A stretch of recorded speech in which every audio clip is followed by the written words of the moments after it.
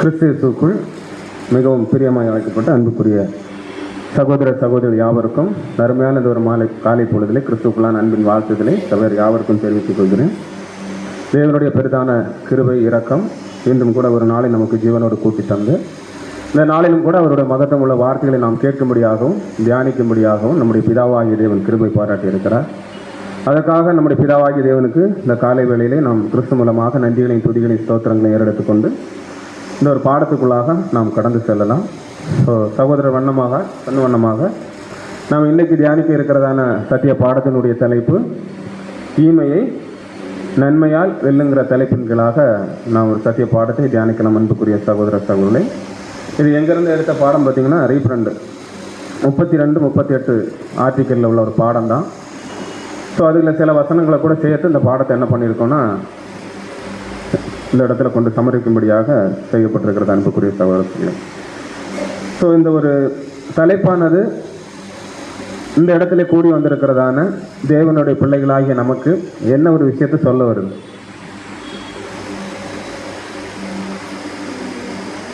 அது கரெக்டாக சொன்னா பாடம் முடிஞ்சு போச்சு, அவ்வளோதான். அதாவது தேவனுடைய பிள்ளைகளுக்கு எதிராக தீமைகள் நடக்குமானா கண்டிப்பாக என்ன ஆகும், நடக்கும். அதில் எந்த மாற்று கருத்தும் இல்லை. அப்படி நடக்கும் பட்சத்தில் அதுக்கு பதில் தீமைக்கு தீமை செஞ்சால் அவங்களுக்கும் நமக்கும் எந்த வித்தியாசமும் இல்லைங்கிறது தான் இந்த பாடங்களை நம்ம புரிஞ்சுக்கலாம். அப்போ தேவனுடைய பிள்ளைகளுக்கு எதை செய்கிறதுக்கு மட்டும்தான் தேவன் அனுமதி கொடுத்துருக்கிறாருன்னா, தீமை செய்தாலும் கூட, மற்றவங்க நமக்கு தீமை செய்தாலும் கூட அவங்களுக்கு எதிராக நாம் நன்மை செய்கிறதுக்கு மட்டும்தான் நமக்கு என்ன பண்ணப்பட்டிருக்குன்னா அனுமதியானாலும் சரி, கட்டளைகளானாலும் சரி, பிரமாணங்களானாலும் சரி, நமக்கு என்ன பண்ணியிருக்குன்னா ஏற்படுத்தப்பட்டிருக்குன்னு பார்க்குறோம். அப்போ நம்ம நிறைய பாடங்கள் பார்த்துருக்குறோம். இந்த தலைப்பில் கூட சில விஷயங்கள் நம்ம என்ன பண்ணிருக்கலாம், கேள்விப்பட்டிருக்கலாம், பாடங்கள் கேட்டிருந்தாலும் கூட. அன்புக்குரிய சகோதர சகோதரர்களே, நாம் கேட்குற ஒவ்வொரு பாடங்களும் ஏதோ ஒரு வகையில் ஏதோ ஒரு நோக்கத்தில் நம்முடைய ஆவிக்குரிய வாழ்க்கைக்கு என்னவா இருக்கும்னு பார்த்தோம்னா பிரயோஜனமாக இருக்கும். அதுதான் உண்மை. அப்படின்னா இந்த ஒரு பாடத்தில் ஆனாலும் கூட நாம் பார்க்க இருக்கிற பாடத்தின் நோக்கமானது எதற்காக மட்டும்தான் இருக்கணும்னு பார்த்தீங்கன்னா, இங்கே பிரதர் ஒரு பாயிண்டை கொடுக்குறார். என்ன கொடுக்குறாருன்னா, புதுசிச்சு வாழ தவறின வாழ்க்கை உணர்த்தி, நம்மக்கிட்ட ஏதாவது குற்றம் குறைகள் இருந்துன்னா அந்த விஷயத்தை உணர்த்தி மீண்டும் வாழ வைக்க வேண்டிய நோக்கத்தின் அடிப்படையில் இருக்கணும் அந்த பாடம். அப்படி இருக்கும் பட்சத்தில் அது அந்த பாடத்தை எடுக்கக்கூடியவங்களானாலும் சரி, அந்த பாடத்தை கேட்கக்கூடியவங்களானாலும் சரி, அவங்களுக்கு என்ன இருக்குன்னு பார்க்குறோம்னா ஏதாவது ஒரு வகையில் அவங்க ஆத்ம ஜீவத்துக்கு ஏதுவான ஆவிக்குரிய வாழ்க்கைக்கு பிரயோஜனமாக இருக்குங்கிறது ஒரு பாயிண்டை முதல்ல நம்ம என்ன பண்ணலாம்னா புரிஞ்சுக்கலாம். அன்புக்குரிய சகோதரர்கள், சரி, இப்போ அடுத்த கேள்வி என்னென்னா, இப்போ தீமையை நன்மையால் வெல்லுங்கிற ஒரு தலைப்பை நம்ம எடுத்துருக்குறோம். பிரதர் அதான் கொடுத்துருக்கிறாரு. இந்த ஒரு தலைப்பை பார்க்கும்போது நமக்கு உடனே யார் ஞாபகத்து வருவான்? என்னது? அப்போஸ்தலனாகிய பவுல். ஏன்னா அவர் தான் ரோமரில் அந்த வசனமே என்ன பண்ணியிருக்கிறான், எழுதியிருக்கிறார். ஆனால் நம்முடைய மூத்த சகோதரர் இந்த வசனத்துக்கு பழைய ஏற்பாட்டிலிருந்து ஒரு நிழலை கொடுக்குறார். யார் எடுக்கலாம்? யோசேப்பு இல்லை, இந்த பாடத்தில் அவர் அதை கொடுக்கல. சரி, முதல்ல இந்த வசனத்தை நம்ம வாசனம் ஆதார வசனமாக என்ன வசனம் கொடுத்துருக்காருன்னா லூக்கா 6ஆம் அதிகாரம் 27ஆம் வசனம். லூக்கா 6ஆம் அதிகாரம் 27ஆம் வசனம். எனக்கு செவி கொடுக்கிற உங்களுக்கு நான் சொல்லுகிறேன், உங்கள் சத்துருக்களை சிநேகியுங்கள், உங்களை பகைக்கிறவர்களுக்கு நன்மை செய்யுங்கள். அதாவது இந்த ஒரு வசனத்தை ஷார்ட்டா சுருக்கி தான் என்ன பண்றாங்கன்னா பிரதர் தலைப்பாவே கொடுத்துருக்கிறார். எந்த வகையிலும் நமக்கு சத்துரா என்ன நம்ம கருதுறவங்களுக்கு நம்ம என்ன பண்ணக்கூடாதுன்னா தீமைக்கு தீமை பண்ணக்கூடாதுன்னு யாருடைய போதனையாகவே இருக்குதுன்னா நம்முடைய ஆண்டவராக இயேசு கிறிஸ்துவனுடைய முக்கியமான போதனைகள் ஒன்றா இருக்கிறதுனால நம்ம எதை செஞ்சு தான் இந்த ஆவிக்குரிய வாழ்க்கையில் நம்ம முன்னேறணும்னு பார்த்தீங்கன்னா நன்மை செஞ்சு தான் முன்னேறணுங்கிறது தான் இந்த வசனத்தினுடைய ஒரு கோணம். அப்படி இருக்கும்போது இந்த வசனத்தின் அடிப்படையில் பழைய ஏற்பாட்டில் யாரை நம்ம உதாரணமாக பார்க்கலாம். கரெக்ட். ஸோ பிரதர் இங்கே யாரை கொடுக்குறாருன்னா தாவீது மற்றும் சவுலை தான் இங்கே என்ன பண்ணுறாருன்னா இந்த பாடத்தை கொடுக்குறாரு. அப்போ இந்த நிறைய பாடங்கள் கேட்டிருக்கணும். தாவீது சவுலை பற்றி நிறைய பாடங்கள் நம்ம கேட்டிருந்தாலும் கூட இந்த பாடத்தில் நம்முடைய மூத்த சகோதரர் என்ன சொல்கிறாருன்னா சில முக்கியமான விஷயங்கள், அதிலும் இன்றைய காலகட்டத்தில் தேவனுடைய பிள்ளைகளாகிய நமக்கு மத்தியில் நடக்கக்கூடிய சில விஷயங்களை கிட்டத்தட்ட ஒரு 70-80 வருஷத்துக்கு முன்னாடி என்ன பண்ணியிருக்கிறாரு, எழுதி அதை என்ன பண்ணியிருக்கிறாருன்னு கொடுத்துருக்கிறார். அப்படின்னா இதை எதன் அடிப்படையில் அந்த ஒரு பாடம் இருக்குங்கிறத கூட நம்ம இப்போவுமே என்ன பண்ணலாம்னு யூகிக்க முடியும். ஆனால் அந்த யூகிக்கிற விஷயங்களை எல்லாம் தாண்டி என்ன பண்ணியிருக்கிறாருன்னா இந்த ஒரு பாடத்தில் நம்முடைய மூத்த சகோதரர் சில விஷயங்களை என்ன பண்ணியிருக்கிறாருன்னா கொடுத்துருக்கிறார். அதை குறித்து நம்ம இன்னைக்கு என்ன பார்க்கலாம் அன்புக்குரிய சகோதர சகோதரி. இங்கே கேள்வி இப்போ என்னன்னா, சவுல் தாவீது. இப்போ சவுல் என்ன பண்ணுறாருன்னா ஒருத்தரை துரத்துறாரு. துரத்தப்படுறவர் யாருன்னு பார்த்தீங்கன்னா தாவீது.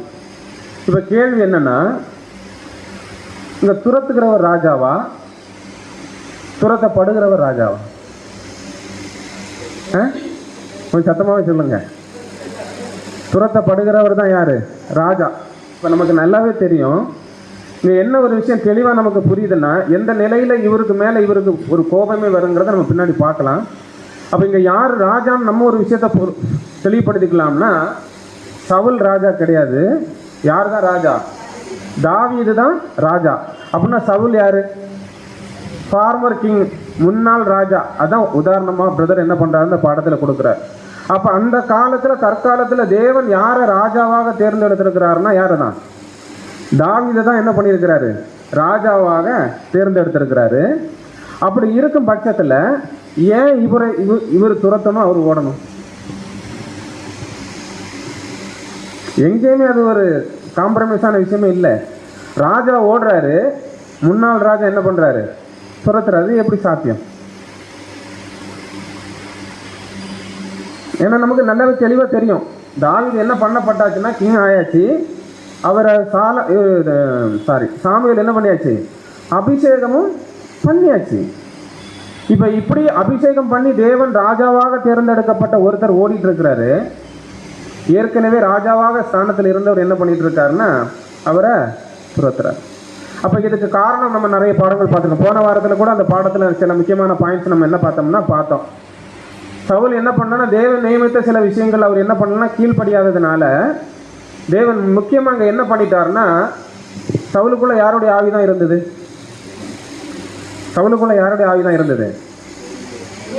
தேவனுடைய ஆவி தான் இருந்தது. அப்படின்னா தாவீத சவுல் விரட்டும் போது யாருடைய ஆவி சவுலுக்குள்ள இருக்குது? தாவீத சவுல் விரட்டும் போது சவுலுக்குள்ள என்ன ஆவி இருக்கு? பொல்லாத ஆவி இருக்கு. நல்லா புரிஞ்சுடுங்க. நல்ல தேவனுடைய கிருபை நிறைந்த சக்தி ஆவி இருந்திருக்கும்னா யாரை விரட்டி இருக்க மாட்டா? சவுல் தாவீத விரட்டி இருக்க மாட்டார். ஏன்னா அது தேவனுடைய ஆவி மற்றவங்களை என்ன பண்ணாது? காயப்படுத்தவோ குற்றப்படுத்தவோ கொலை செய்யக்கூடிய அளவுக்கு துணிகரமாகவோ அது என்ன செய்யாதுங்கிற ஒரு விஷயத்தை பார்க்கலாம். அப்போ இங்கே நம்ம வசனம் பார்க்குறோம். இந்த கீழே வாசனம் 1 சாமுவேல் 16 வாசனம். 1 சாமுவேல் 16 அதிகாரம் 14 வசனம். அப்பொழுது கர்த்தருடைய ஆவி சவுலை விட்டு நீங்கி கர்த்தரால் அனுப்பப்பட்ட பொல்லாத ஆவி அவனுக்கு தொந்தரவு செய்தது. அப்ப தேவனுக்கு கீழ்ப்படியாம போனது நிமித்தமாக தேவன் என்ன பண்ணிட்டாருன்னா, சவுலுக்குள்ள இருந்த தேவனுடைய பரிசுத்த ஆவியை எடுத்துட்டு என்ன ஆவியை விட்டாரு? பொல்லாத ஆவியை கொடுத்துட்டாரு. அப்படின்னா இங்க இவருக்கு பொல்லாத ஆவியை கொடுத்துட்டாருன்னா தேவனுடைய பரிசுத்த ஆவி யாருக்கு போயிட்டு? தாவீதுக்கு போயிட்டு. நல்ல பாடத்தை புரிஞ்சிடுங்க. அப்படின்னா பொல்லாத ஆவி போனவர் இப்போ விரட்டுறாரு யார? தேவன் ராஜாவாக தேர்ந்தெடுத்த ராஜாவை சவுல் விரட்டுறாரு. சவுலுக்கிட்ட இருக்கிறது பொல்லாத ஆவி. இப்போ தாவீது நினைச்சா என்ன பண்ணலாம்? இவரை எதிர்த்து அடிக்கலாம். ஆனா அவருக்குள்ள இப்ப என்ன ஆவி இருக்கு? தேவனுடைய ஆவி இருக்கிறதுனால அந்த ஆவி தேவனால் ஏற்கனவே நியமிக்கப்பட்ட ஒரு மனுஷனுக்கு எதிராக அவர் என்ன பண்ணல? எந்த ஒரு சூழல்லே திரும்பல. அப்ப அது காரணம் என்னன்னு ஒரு விஷயத்தை நம்ம தெளிவா புரிஞ்சுக்கலாம். அந்த பிக்சர்ல பார்க்க மாதிரி கர்த்தருடைய ஆவி சவுலை விட்டு எடுக்கப்பட்டது, பொல்லாத ஆவி சவுலுக்குள் அனுப்பப்பட்டது. அப்ப கர்த்தர் கொடுத்ததான அந்த தூய ஆவி, தேவனுடைய பரிசுத்த ஆவி யாருக்கு கொடுக்கப்பட்டாச்சுன்னா தாவீதுக்கு கொடுக்கப்பட்டாச்சு. அப்ப தாவீது ஓடுகிறதனுடைய நோக்கம் என்னன்னா, அவர் கோலல்ல திருப்பி அவருக்கு அடிக்க யாரையும் அடித்தவர்?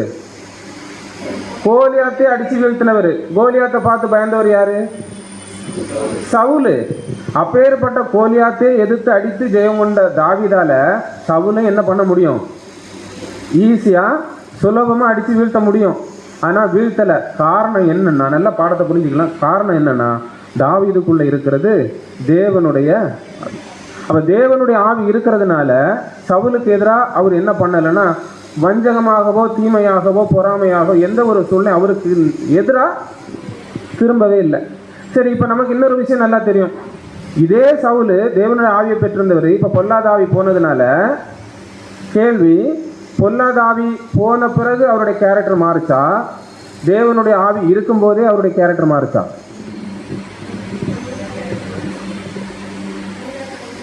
கேள்வி புரிஞ்சுதா? சவுல் இப்போ யாரை விரட்டுறாரு? தாவீதை விரட்டுறாரு, பார்த்துட்டோம். இப்போ இவர் விரட்டுறதுக்கு காரணம் ஒன்று இருக்கும் இல்லையா? அந்த கோபம், அந்த போட்டி, பொறாமை இவருக்கு தேவனுடைய ஆவி அவருக்குள்ளே இருக்கும்போதே வந்ததா, இல்லை தேவனுடைய ஆவி எடுக்கப்பட்ட பிற்பாடு வந்ததா? நல்லா யோசிச்சு சொல்லுங்க. இல்லை, வசனம் வாசிங்க. 1 சாமுவேல் 18:7. 1 சாமுவேல் 18:7. அந்த ஸ்திரீகள் ஆடி பாடுகையில் சவுல் கொண்டது 1000, தாவீது கொண்டது 10,000 என்று முறைமுறையாக பாடினார்கள். இப்ப நல்லா புரிஞ்சிடுங்க, இதுக்கு பிற்பாடு தான் யாரை துரத்துறா? இது எத்தனாவது வசனம்? 18ஆம் அதிகாரம், 1 சாமுவேல் 18ஆம் அதிகாரம் 7ஆம் வசனம். ஆனா தாவீது அபிஷேகம் பண்ணப்பட்ட வசனம் எத்தனாவது? 18ஆம் அதிகாரம் 13ஆம் வசனம். நல்லா புரிஞ்சிடுங்க. அப்படின்னா இந்த ஒரு சூழலுக்கு பிற்பாடு தான் தேவனுடைய ஆவி சவுலுக்குள்ள இருந்து எடுக்கப்பட்டு யாருக்கு கொடுக்கப்படுது? தாவீதுக்கு கொடுக்கப்படுது. அப்ப இந்த ஒரு விஷயம்தான் பார்த்தோம் இல்லையா? அந்த ஸ்திரீகள் ஆடி பாடுகையில் சவுல் கொண்டது 1000, தாவீது கொண்டது 10,000ங்கிற ஒரு வார்த்தை தான் யாரை பொல்லாதவனாக மாற்றுதுன்னா ராஜாவாகிய சவுல பொல்லாதவனாக மாற்றுது. காரணம் என்னன்னா, தன்னை விட இன்னொருத்தர் உயர்த்தப்பட்டதுனால. அப்ப தன்னை விட இன்னொருத்தர் உயர்த்தப்படும் போது தேவனுடைய பிள்ளைகள் மத்தியில இதே போலதான ஒரு சுபாவம் இருந்துன்னா அங்க உடனே என்ன நடக்கும்னு புரிஞ்சுக்கலாம். தேவன் ஆவி எடுக்கப்பட்டு பொல்லாத ஆவி அவங்களுக்குள்ள என்ன ஆகும்? கொடுக்கப்படும். அப்ப தேவனுடைய ஆவி இருந்தா தவறு செய்ய மாட்டாங்களாம்? அப்படியெல்லாம் கிடையவே கிடையாது. தவறு என்ன பண்ண வாய்ப்பு இருக்கு? செய்ய வாய்ப்பு இருக்கு. அப்படி செய்துட்டாலும் கூட இங்க தாவீதுக்கும் சவுலுக்கும் என்ன வித்தியாசங்கிறது அந்த பாடம் நல்லா புரிஞ்சுக்கலாம். அப்ப தாவீது பாவம் பண்ணலையா, தவறு பண்ணா பண்ணியிருக்காரு. ஆனா அப்ப தாவீதை மட்டும் ஏன் தேவன் என் இருதயத்துக்கு ஏற்றவன்னு சொல்லியிருக்கிறாருன்னா, செஞ்ச தப்ப உணர்த்தும் போது, செஞ்ச தப்ப யார் மூலமாவது அவருக்கு வெளிப்படுத்தும் போது அது தவறுன்று உணரும் பட்சத்துல உடனே தேவ சமூகத்துல போய் என்ன பண்ணிடுவாரு? மன்னிப்பு வாங்கிடுவார். ஆனா சவுல் எங்கேயுமே எந்த சூழலுமே தேவனுக்கு முன்பாக தன்னை நான் செஞ்சது சரின்னு தான் சொல்றாரே ஒழிய, அவர் தேவனுக்கு முன்பாக போயோ இல்லை மற்ற யாரும் நான் பாவம் பண்ணிட்டேன் தயவு செஞ்சு என்ன பண்ணுங்க என்னை மன்னிச்சுங்கிறங்கிற தாழ்மையான மனப்பான்மை யாருக்குள்ள வரல? சவுலுக்குள்ள வரல. அப்ப நம்ம என்ன ஒரு தெளிவான ஒரு விஷயம் இந்த பாடத்துல இவ்வளவு நேரம் பார்த்தல வச்சிட்டோம்னா, தேவனுடைய ஆவி இருக்கும் பட்சத்திலும் தேவனுடைய பிள்ளைகள் பாவம் பண்றதுக்கு வாய்ப்பு இருக்கு. ஆனா பாவம் பண்ண பிற்பாடு ஒரு கோணம் இருக்கு தேவனுடைய பார்வையில. இவன் அதை உணர்கிறானா, தான் செஞ்சது பாவங்கிறத வருந்தி தேவ சமூகத்துல மண்டாடி அதை விட்டு விலகுறானாங்கிற பார்த்து தான் அந்த கேப் ஃபுல்லா அவர் செய்யாத பட்சத்துல தான் தேவன் யாரை தேர்ந்தெடுக்கிறார்னா தாவீதை தேர்ந்தெடுத்து அபிஷேகம் பண்ணி தேவனுடைய ஆவியை அவருக்கு கொடுத்துட்டு பொல்லாத ஆவியை சவுலுக்கு என்ன பண்ணிட்டாரு? கொடுத்துட்டாருன்னு பார்க்குறோம். அப்போ எங்கள் பிரதர் இப்போ முத இந்த பாடத்துக்குள்ளே போகும்போது என்ன ஒரு விஷயத்த கோட் பண்ணுறாருன்னா, பேரளவு ராஜா யாரு? இப்போ சவுல் ஒரு டம்மி, அவர் ராஜா கிடையாது. ஆனால் ராஜா மாதிரி ஒரு அங்கீகாரத்தில் அவர் என்ன பண்ணுறாரு, அதே இடத்துல விட்டு விலகாமல் என்ன பண்ணுறாருன்னா இருக்கிறார். இதை பற்றி பிரதர் பேசும்போது என்ன கொடுக்குறாருன்னா வாசிங்க. ராஜாவாகிய சவுல் இஸ்ரேலின் அரியணையில் பெயருக்கு கர்த்தருடைய பிரதிநிதியாக இன்னமும் காணப்பட்டார். ஆனால் அவர் தெய்வீக ஆசீர்வாதங்களையும் வல்லமையையும் முற்றிலும் இழந்தவராய் இருந்தார். அவரது உள்ளம் பொறாமை, பகைமை போன்ற பொல்லாங்கான உணர்வுகளினால் மேற்கொள்ளப்பட்டிருந்தது. அப்ப இங்க பிரதர் ஒரு விஷயத்தை தெளிவா சொல்றாரு, பாடத்தை கவனிங்க. ராஜாவாகிய சவுல் இஸ்ரேலின் அரியணையில் பெயருக்கு கர்த்தருடைய பிரதிநிதியா மட்டும்தான் இருக்கிறாரு. அங்க ராஜா கிடையாது அவர். ஏன்னா தேவன் இன்னொருத்தர் என்ன பண்ணியாச்சு? ராஜாவாக தேர்ந்து எடுத்தாச்சு. அப்போ இந்த நிலைக்கு இவர் வரது காரணம் என்னன்னு பார்க்கும்போது பிரதர் அங்கே என்ன கொடுக்குறாருன்னா, என்னது? பொறாமை, பகைமை போன்ற பொல்லாங்கான உணர்வுகளினால் மேற்கொள்ளப்பட்டிருந்த ஒரே விஷயம் என்னது? சவுல் கொண்டது 1000, தாவீது கொண்டது 10,000ங்கிற ஒரு விஷயம். தன்னை விட உயர்த்தப்பட்டதுனால ஒரு மனுஷன் எப்பேற்பட்ட ஒரு ஸ்தானத்திலிருந்து, தேவன் அங்கீகரித்ததான ஒரு ஸ்தானத்திலிருந்து சடிதிலே என்ன பண்றாருன்னா, தேவன் புறம்பே தள்ளக்கூடிய ஒரு நிலைக்கு யார் உருவுறாருன்னா சவுல் உருவாக்கிறது. அப்ப இந்த இடத்துல ஒரு விஷயம் பார்த்துட்டோம். சவுல் எப்படி இருக்கிறாரு? பெயரளவில் ஒரு ராஜாவா இருக்கிறார். ஆனா அபிஷேகம் பெற்றது யாரு? தாவீது. ஆனா அது எப்படிதான் இருக்கிற, வெறுமனே ஒரு மனுஷ தோரணையில இருக்கிறாரு. அதற்கான எந்த ஒரு அங்கீகரிப்பும், எந்த ஒரு ஒரு அரசாணையோ இல்ல ஒரு கிரீடமோ அதுக்கான ஆடைகளோ அவருக்கு இன்னும் என்ன பண்ணல, கொடுக்கப்படல, தரிக்கப்படல. ராஜாங்கிற அங்கீகாரமே இன்னும் முழுமையா அவருக்கு கிடைக்கல. இப்ப கேள்வி என்னன்னா, சவுல் துரத்துறாரு, உண்மையான ராஜா ஓடிட்டே இருக்கிறாரு. கிட்டத்தட்ட 7 வருட காலம் யார் விரட்டி இருக்காருன்னா சவுல் இதை விரட்டி இருக்கிறார். ஏன் விரட்டினார்? இவர் ஏன் ஓடிட்டே இருக்கார்? ஏன் தேவன் இதை அனுமதிச்சிருக்கிறார்? 3 கேள்வி. இவர் ஏன் விரட்டுறாரு? தாவீது ஏன் ஓடிட்டே இருக்கிறாரு? இதை ஏன் தேவன் அனுமதிக்கிறார்? இந்த விஷயங்களை சங்கீத புஸ்தகம் 34ஆம் அதிகாரம், 52ஆம் அதிகாரம், 56ஆம் அதிகாரம், 57ஆம் அதிகாரம், 63ஆம் அதிகாரங்கள்ல தாவீது அங்கங்க 1-2 வசனங்களா என்ன பண்ணியிருப்பார்னா அவரை பத்தி அங்க குறிக்கப்பட்டிருக்கும். என்ன நிலைமையில அவர் இருந்தாரு, ஏன் ஓடினாரு, தேவன் ஏன் இதை அனுமதிச்சாருங்கிற விஷயத்தெல்லாம் நம்ம பார்க்கும்போது, அந்த அரியணைங்கிற ஒரு தோரணையான அந்த நிலைக்கு தாவீது வரணும்னா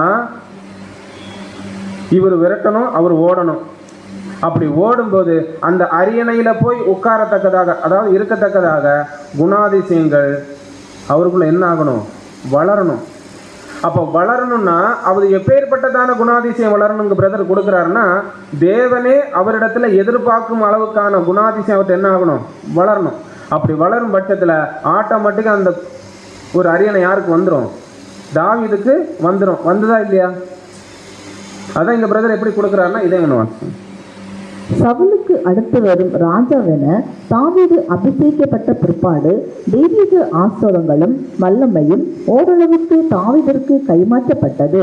தாவீது பூர்ணமான மனிதர் இல்லை என்றாலும் நீதியின் கொள்கையின்படி தன்னை தூய்மையாக கட்டுப்படுத்தி கொண்டு தூய்மையின் தூண்டுதல்களை விசுவாசத்தான் ஜெயித்தார். அவங்க லாஸ்ட் அந்த வரி மட்டும் சொன்னீங்க, தூய்மையாக கட்டுப்படுத்தி கொண்டு. எதை நம்ம பார்த்தோம்ல, இவருக்கு எதிர்த்து அவர் அடிக்கலாம்னு அடிக்கலாம், அவருக்கு ஏற்ற மாதிரி தீமைக்கு தீமை செய்யலாம்னா செய்யலாம், அதில் எந்த மாற்று கருத்தும் இல்லை, முடியும். ஆனால் அவர் என்ன பண்ணலை, செய்யலை.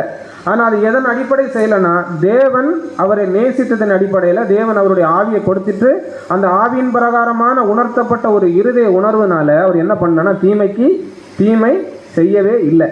யாருக்கு எதிரானா சவுலுக்கு எதிராக. அதான் இங்கே பிரதர் கொடுக்குறாரு, தீமையை அதாவது தீமையாக கட்டுப்படுத்தி கொண்டு, அதாவது தூய்மையாக கட்டுப்படுத்தி கொண்டு தீமையின் தூண்டுதல்களை விசுவாசத்தினாலே ஜெயித்தார். அப்போ தேவன் மேலே வச்சிருக்கிறதான விசுவாசத்தில் எந்த அளவுக்கு தாவீதுகிட்ட என்ன வரணும்னா ஒரு தொய்வு மனப்பான்மை அங்கே வரலைங்கிறத நம்ம இந்த இடத்துல என்ன பண்ணிக்கலாம்னா புரிஞ்சுக்கணும். அப்போ இங்கே கேள்வி நாங்கள் முதல்ல கேட்ட மாதிரி தான், இந்த பொல்லாத ஆவியுடைய சவுல் தேவனுடைய மனுஷனாகிய தாவீதை துரத்திக்கிட்டு இருக்கிறாரு, இவரை துரத்துறாரு. அப்போ இது காரணம் என்னன்னு பார்க்கும்போது, இங்கு தாவீதுக்கு ராஜாவாக அபிஷேகம் பண்ணப்பட்டிருந்தாலும் அதுக்கு தகுதியான முழுமையான ஒரு நிலையை தாவீது என்ன பண்ணலை, அடையலை. அந்த இதில் போய் உட்கார்றதுக்கு தேவன் சில விஷயங்கள் அவங்களுக்கு என்ன பண்ணுறாரு, இன்னும் தீர்மானிச்சிருக்கிறாரு. அந்த தீர்மானிக்கப்பட்ட விஷயங்களை அவங்க சென்று அடையும் போது அந்த ஸ்தானம் அவங்களுக்கு ஆட்டோமேட்டிக்காக என்ன ஆகும், வந்து சேரும். இந்த இடத்துல என்ன ஒரு உணர்வு நமக்கு வருது, இங்கே நம்ம யார் தான் அபிஷேகம் பண்ணப்பட்டவர்கள் தான். ஏன் இன்னும் ஆளுகைக்கு போகல? நான் சொல்ல புரியுதா? நம்மளும் அபிஷேகம் பண்ணப்பட்டவங்க தான், எங்கே தான் இருக்கிறோம், இங்கே இருக்கிற சாதாரண ஒரு சேரை தேய்ச்சி இருக்கிறமே ஒழிய இன்னும் ஆளுமையான கிறிஸ்துவுக்குள்ளான அந்த ஒரு சரீர நிலை அடையலை. அந்த ஆளுமை நிலைக்கு இன்னும் நம்ம என்ன பண்ணலன்னா போகலை, ராஜாங்கிற ஸ்தானத்தை இன்னும் அடையலை. காரணம் அப்போ என்னவா இருக்கும், இன்னும் தேவன் கிறிஸ்து எதிர்பார்க்கும் வண்ணமான குணாதிசயங்களை நம்ம இன்னும் என்ன பண்ணலை, அடையலை.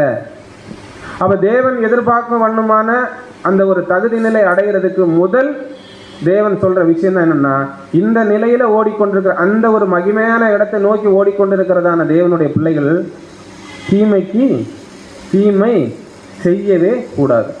அப்ப தீமைக்கு தீமையான ஒரு நிலையை செய்யக்கூடிய ஒரு தன்மையில இந்த அழைப்பு கிடையவே கிடையாது. இங்கு மாத்திரமல்ல, மரித்து நம்ம உயிரோடு எழுந்துட்டாலும் கூட அங்கே போய் நமக்கு முக்கியமான பொறுப்பு என்னதான்னா ஒட்டுமொத்த மனுகுலத்துக்கு நன்மை செய்யக்கூடிய வேலையா இருக்கிறதுனால இங்கேயே அதை நமக்கு வளர்த்தி கொள்வதற்கு அந்த ஒரு நிலைக்கு நாம தகுதி அடைவதற்காக தேவன் என்ன பண்ணியிருக்கிறான்னு இந்த இடத்துல அபிஷேகம் பண்ணி கொண்டு உட்கார வச்சிருக்காங்க. அப்படி உட்கார வச்சிருக்கிற நாம நாளுக்கு நாள் என்ன பண்ணணும், நாளுக்கு நாள் என்ன பண்ணணும், அந்த நிலையை நோக்கி நம்ம ஓடணும். அந்த நிலையை நோக்கி நம்ம ஓடிட்டு இருந்தோம்னா அப்படியே சொல்லலாம், தாவீது நமக்கு என்ன பண்ணுறாரு, நிழலாக இருக்கிறார். யாருக்கு? நமக்கு நிழலாக இருக்கார். எப்படின்னா, தேவன் எந்த விஷயத்துக்காக அவரை தேர்ந்தெடுத்தாரோ அந்த நிலையை அடைவதற்காக பொறுமையோடு சகிப்போடு என்ன பண்ணிட்டு இருக்கிறாரு, ஓடிக்கிட்டே இருந்திருக்கிறாருங்கிற விஷயத்தை நம்ம இங்கே பார்க்குறோம். அடுத்த ஆனால் ஒவ்வொருவருக்குள்ளும் ஒரு கேள்வி எழும்பும். நியமிச்சாரு, ஏன் எனக்கு இந்த கஷ்டம், ஏன் எனக்கு இப்படிப்பட்டதான ஒரு சூழல் நிலவுது அப்படின்னா, நான் இதுக்கு இன்னும் தகுதி அடையலையா, நான் இதுக்கு இன்னும் ஏற்ற நிலைக்கு இன்னும் வளரலையாங்கிற ஒரு ஃபீல் நமக்குள்ள கண்டிப்பாக என்ன ஆகும், வரும். அப்படின்னா நமக்குள்ளே இது வருதுன்னா தாவீதுக்கு வந்திருக்குமா, வந்திருக்காதா? தாவீதுக்கு வந்திருக்கு. அன்புக்குரிய சகோதர சகோதரிகளே, இங்க என்ன கொடுக்குறாருன்னா, ஏன் இந்த தாமதமும் துரத்தலுங்கிற ஒரு கேள்வி தாவீதுக்குள்ள என்ன ஆயிருக்குதான், எழும்பி இருக்கு. என்னதான் அவர் ஓடிட்டு இருந்தாலும், என்னதான் சவுல் துரத்திட்டு இருந்தாலும், தாவீதுக்குள்ள இப்பேற்பட்டதான ஒரு கேள்வி எழும்பி இருக்கு. அதை பத்தி அவர் என்ன பண்ணியிருக்கிறாரு, தேவ சமூகத்துல வார்த்தையாக கொண்டு போயிருக்கிறார். அதுக்கு பிரதர் என்ன கொடுக்குறாருன்னா, அதை வாசி. கர்த்தர் தன்னை தேசத்தின் ராஜாவாக அபிஷேகம் பண்ணிவிட்டு அரியணை ஏறுவதில் இவ்வளவு தாமதத்தை உண்டு பண்ணியதும் ஒரு மிருகத்தை போல வேட்டையாடப்படுவதற்கும் துன்பப்படுத்துவதற்கும் தன்னை அனுமதித்தது ஏன் என்று தாவீதுக்கு ஆரம்பத்தில் வினோதமாக இருந்திருக்கலாம். அன்புக்குரிய சகோதரர், இந்த ஒரு கேள்வி அவருக்குள்ள என்ன ஆயிருக்கு, வந்திருக்கு. மிருகத்தை போல வேட்டையாடப்படுறாரு, ஓடிக்கிட்டே இருக்கிறார். 7 வருஷம் எங்கேயுமே என்ன இல்லை, சாப்பே இல்லை.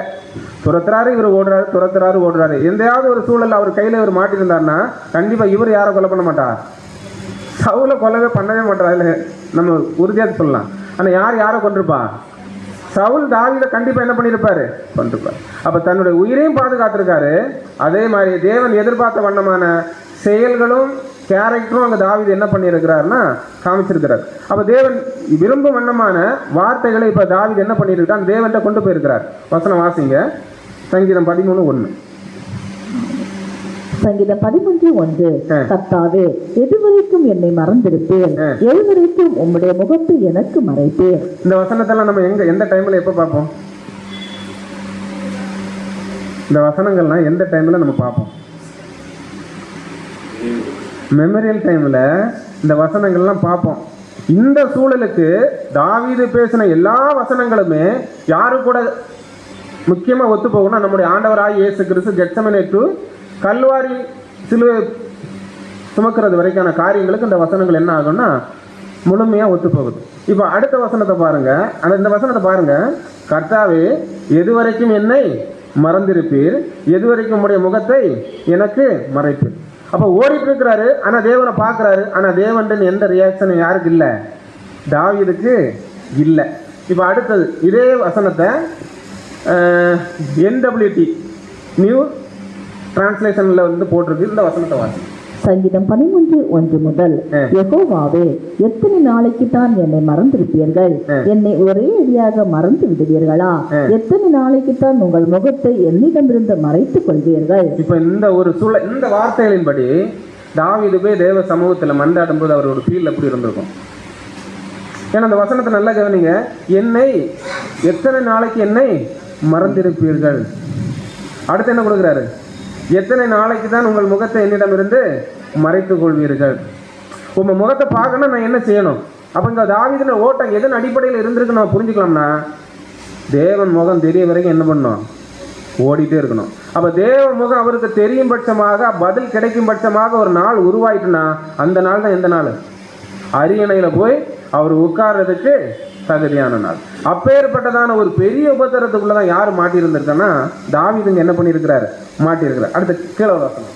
எத்தனை நாளைக்கு தான் நான் கவலையில் தவிக்க வேண்டும், எத்தனை நாளைக்கு தான் இதயத்தில் துக்கத்தை சுமக்க வேண்டும், எத்தனை நாளைக்கு தான் என்னுடைய எதிரி ஜெயித்துக் கொண்டே இருப்பான். எத்தனை நாளைக்கு தான்ப்பா நான் எதிரியை கண்டு ஓடணும், எத்தனை நாளைக்கு தான் எதிரி எனக்கு எதிராக ஜெயிச்சுக்கிட்டே இருப்பான், எனக்கு ஜெயம் என்னைக்கு? அப்ப இந்த ஒரு வார்த்தைகளை உன்னிப்பா நம்ம கவனிக்கும் போது நம்முடைய ஆவிக்குரிய வாழ்க்கைக்கு ஏதுவான வார்த்தைகளா யாருடைய வார்த்தைகள் தேவ சமூகத்துக்கு போயிருக்குன்னு பாத்தீங்கன்னா, தாவீதினுடைய வார்த்தைகள் என்ன போயிருக்குன்னா தேவனுடைய சமூகத்துல போயிருக்கு. அப்போ இன்னைக்கு தேவனுடைய பிள்ளைகளுக்கு எதிரிகள் இருக்காங்கன்னா இருக்காங்க, அதுல எந்த மாற்றம் இல்லை. ஆனா அவங்களை எந்த சூழ்நிலை எந்த நிலையை எதிர்க்கிறதுக்கோ அவங்களுக்கு பதிலுக்கு பதில் செய்யறதுக்கோ நமக்கு என்ன இல்லை, அனுமதி கிடையாது. ஒரு வேலை செஞ்சிட்டோம்னா அங்க விபரீதம் வேற விதமா என்ன பண்ணும், தேவ சமூகத்துல தேவனுடைய பிள்ளைகளுக்கு மாறுங்கிறத இந்த இடத்துல நம்ம புரிஞ்சுக்கலாம். அப்ப தேவனிடம், அதாவது தேவனிடம் இப்படியெல்லாம் கேட்டுட்டாலும் கூட தேவனிடம் அவர் கேட்டவுடனே இந்த ஒரு விஷயங்களுக்கெல்லாம் அவருக்கு என்ன கிடைக்கணும்னா பதில் கிடைக்கல, ஓடிட்டே தான் இருக்கார். ஆனா எந்த ஒரு சூழல்லுமே 7 வருஷம் ஓடி இருக்கிறாரு, 1 வருஷம் ஓடுறாரு, ஒரு மனமடியோ ஒரு சோர்வோ எந்த ஒரு விஷயம் அவருக்கு என்ன ஆகலை, ஏற்படலை. 2 வருஷம் ஆகுது, 3 வருஷம் ஆகுது, 4 வருஷம் ஆகுது, 5 வருஷம் ஆகுது, 6 வருஷம் ஆகுது, 7 வருஷம் ஆகுது. தேவனை விட்டு அவர் தூரமே என்ன பண்ணல, போகலை. ஆனா இதே ஒரு சூழலுக்குள்ள நம்மளை கம்பேர் பண்ணி பார்க்கும்போது சோர்வு வர வாய்ப்பு இருக்கு, தேவனை விட்டு தூரம் போற வாய்ப்பு இருக்கு, ஜெபம் குறைவுக்கு வாய்ப்பு இருக்கு. எல்லா விஷயங்கள்லையும் ஒரு மன ரம்யமான ஒரு சூழல் மாறி அந்த ரம்யத்துக்கு விரோதமான காரியங்கள் தேவனுடைய பிள்ளைகள் மத்தியில் வந்திருக்கிறதுக்கு என்ன இருக்குன்னா வாய்ப்பு இருக்கு. ஆனால் எங்கள் பிரதர் என்ன கொடுக்குறாருன்னா, தேவனை விட்டு தாவீது என்ன பண்ணல, விலகவே இல்லை. இந்த 2 வசனம் வாசம். சங்கீதம் 10:1. கர்த்தாவே, ஏன் தூரத்தில் நிற்கிறேன்? ஆபத்து நேரிடுகிற சமயங்களில் நீர் ஏன் மறைந்திருக்கிறீர்? சங்கீதம் 22:1. என் தேவனே, என் தேவனே, ஏன் என்னை கைவிட்டீர்? எனக்கு உதவி செய்யாமலும் நான் கதறி சொல்லும் வார்த்தைகளை கேளாமலும் ஏன் தூரமா இருக்கிறேன்? இந்த வசனத்தையும் யாருக்கு, 2 வசனத்தையும் யாருக்கு ஒப்பிட்டு பார்ப்போம்? ஆண்டவராக இயேசு கிறிஸ்துக்கு ஒப்பிட்டு பார்ப்போம். தேவனே, தேவனே, என்னை ஏன் கைவிட்டு. அப்ப கைவிட்ட ஒரு நிலையில தான் தாவீது என்ன பண்ணிட்டு இருந்திருக்கிறாரு, ஓடிக்கிட்டே இருந்திருக்கிறாரு. ஆனா எந்த நிலையில பிரதர் என்ன கொடுக்குறாருன்னா, தேவனை விட்டு தாவீது என்ன பண்ணல, விலகல. அவருடைய ஜெபத்தை நிறுத்தவே இல்லை. அதனாலதான் நம்ம வேதாமத்துல பார்க்கும்போது சங்கீதம் மொத்தமும் எப்படிதான் இருக்கும், தாவீது எழுதின சங்கீதங்கள்ல ஜெபம் ஜெபம் ஜெபத்தை பத்தி மட்டும்தான் இருக்கும். அப்ப எந்த அளவு அவர் தேவனோடு ஒன்றிணைந்து ஒரு வாழ்க்கை வாழ்ந்திருந்தா தேவனை விட்டு விலகவும் இல்லை, ஜெபங்கிற ஒரு விஷயத்த அவர் விட்டு விலகவும் இல்லைங்கிற பார்க்குறோம். அதுதான் சங்கீதம் 13:5 பார்க்கும்போது என்ன கொடுக்குறாருன்னா, நான் உம்முடைய கிருபையின் மேல் நம்பிக்கையா இருக்கிறேன். அப்ப ஏன் தேவனை விட்டு தாவீது தூரம் போகல, தாவீது எப்போதுமே ஜெபத்தை விட்டு புறம்பே போகலன்னா யாரை நம்பிட்டு இருந்திருக்கிறார் அவரு? என்னதான் தேவன் என்னை கைவிட்டாலும் கூட, என்னதான் அவர் துரத்தும் போது நான் ஓடிக்கொண்டு இருந்தாலும் கூட, நான் தேவன் மேல எப்படி இருக்கிறேன், நம்பிக்கையா இருக்கிறேன். அதான் பிரதர் கொடுக்குறாரு. அதாவது என்னை சுற்றி என்ன நடக்கிறது என்பது எனக்கு புரியவில்லை, ஆனாலும் உம்மை நம்புகிறேன் என்ற ஒரு மனநிலையில யார் இருந்திருக்கா, தாவீது இருந்திருக்கிறார். என்னைக்குமே நமக்கு நல்லாவே தெரியும், மனுஷனை நம்புவதை பார்க்கலும் தேவன் மேல் பற்றுதலா இருப்பதே நமக்கு என்னது, நலம். அப்ப தேவனை சார்ந்த விஷயத்துல நம்ம உண்மையா உத்தமமாக இருந்துட்டோம்னா யாரை பத்தியும் எந்த ஒரு சூழ்நிலையும் தவறுக்கோ தீமைக்கோ நம்ம என்ன பண்ண மாட்டோம், செய்ய மாட்டோம்.